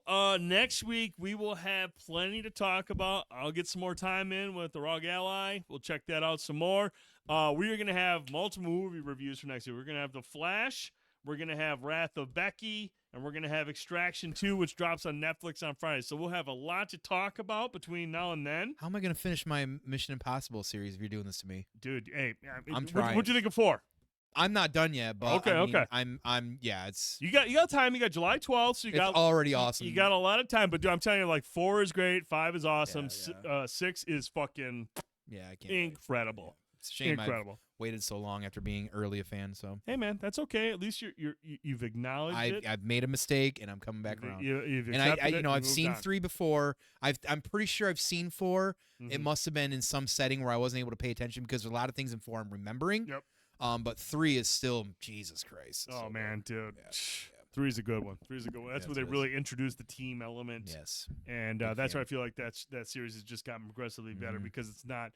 It kind of makes Ethan Hunt grounded more, whereas like the first 2, he was like superhero. Mhm. But now that he has a team around him, kind of creates like he's more grounded, a little bit more relatable in certain ways. So yeah, we'll have a lot of movies to talk about next week. I think next Wednesday is the first episode of Secret Invasion, so we'll talk about that as well. We'll talk about the first episode. I am excited. Impressions on that. In terms of games, what do we got? We're just playing Diablo. Obviously, leading up to that next week, we'll maybe preview a little bit more Final Fantasy if we hear any more about it. If not, we don't know if he's going to be playing it on launch day. I don't know that I will. We don't know. That's partly because of money right now. That's too. true. That's valid. That's valid. Yeah. So, but from what I've been reading, overall, it's positive.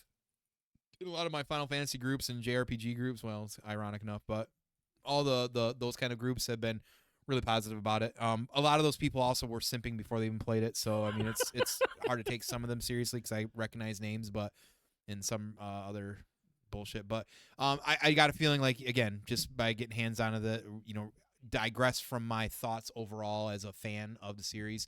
It looks like it's leaning to be a pretty big popular game. So yeah, that it's the demo's a lot of fun. If you played the demo, let us know what you think. Yeah, of love it. to hear. Tone, Yeah. Housekeeping. We appreciate you guys, as always, for showing up when you can, getting here and hanging out, sharing, liking, subbing, following. Honestly, we wouldn't be here and continue to do what we do. We appreciate, your thoughts as well, too. So thank you so much for showing up and being here, and being able to get into those discussions as well, too. I know, there's always folks out there that's got some things. I know Zach pays attention to a lot of the same stuff that we do as well, too. So we do appreciate those. Crash, I know, it's really ironic. Crash was at the theater seeing the 3D version of Transformers all the time, too. Blanco's always out here throwing out some bit trying to get dude to read something that he shouldn't be reading. But he does, man. I appreciate. He knows I'm like Ron Burgundy. Yeah, super nerd. He's always talking all day about stuff. We're sending D-pics all day. But thank you very much, guys. Thank you for Blanco. Thank you so much, brother. Thank you for those subs too, guys. We appreciate you all. So no, but seriously, we can't thank you guys enough for being around as well too. So we super appreciate that. Don't forget, if you get a chance out there, let somebody know that you like us, that maybe you enjoy us. Share it with them, say, hey, check this out, share it, or whatever as well, too. If you don't like us, that's fine, too. We're not here to like everybody, but we do appreciate if you do, too. So, but we can't thank you enough. Honestly, we are gearing up really soon here, so probably the next few weeks you're going to start hearing us more and more talk about. I know I talked about it last week for about the Midland Mall Comic-Con as well, too. A lot of things going on there. I made some connections with some other new vendors. I'm going to have a surprise to showcase that I've got coming for myself. Daddy got a little some Christmas treat for I don't even know about this. Yeah, I haven't told anybody about it, so I can't wait to show it. I'm gonna show it on the show. They're a vendor that was there last year that I recall. They're gonna be there again as well too. So I'm really excited to talk about them here soon. So hopefully, not next show, but maybe the one or two following, you'll get to see my little treat to myself. But no, thank you everybody. We appreciate you so much. You're the greatest. We love you, and continue to go down the rabbit hole with us as well too. We appreciate you very, very much. Friday night, I will be live again, either with Diablo 4. I know Springsdorf and Jay-Z are still ranking up to the story. Hey, maybe what do you do? Are you going to be around this weekend? I am packing this weekend, so probably not. Well, you know what? You'll stop packing around 9 on Friday. We'll see. And you can hop on with me, and we Maybe. can do some Diablo things. Maybe. I would like to play a game of Springsdorf for the first time, too. So check you out doing that at the very least. He'll be doing that. I will maybe be around. We'll see. I don't know. But don't forget, right now, Half-Ass Beer Review is putting out his videos this week. Yours truly is a little bit involved in those. There's a little goofy. There's a little shtick going on right now. It's pretty fun. So appreciate that. Check out Half-Ass Beer Review on YouTube for those craft beer reviews. He does them a couple times a week, and I get to be a part of it once in a while, too. Appreciate that. 7 p.m. Mondays, check out Drastin and the Seven Dungeons crew. They're spinning yarn constantly with that Dungeons & Dragons. Great content as well, too. And then don't forget, check out King Kundles throughout the week, too, as he's been playing games. I know he's been doing Diablo. He's doing Twitch drops for Diablo as well, too. And, he plays a lot of random stuff. And then, of course, CWF on Sundays as well. So make sure to check out all our friends, too. Yes. So that's going to do it for tonight's stream. We appreciate your support for Fanboy Tone. I'm the Dude79. This guy. We'll see you Friday night. If not, have a great weekend. We'll be back next Wednesday and a whole lot of shit to talk about. Get in that Discord right there. That Discord. Live, Laugh, Lilith, the Diablo 4 clan. We have over like 35 members in there right now, man. It is fucking packed. People from all different classes. Have a great weekend. We'll see you later. Night, everybody.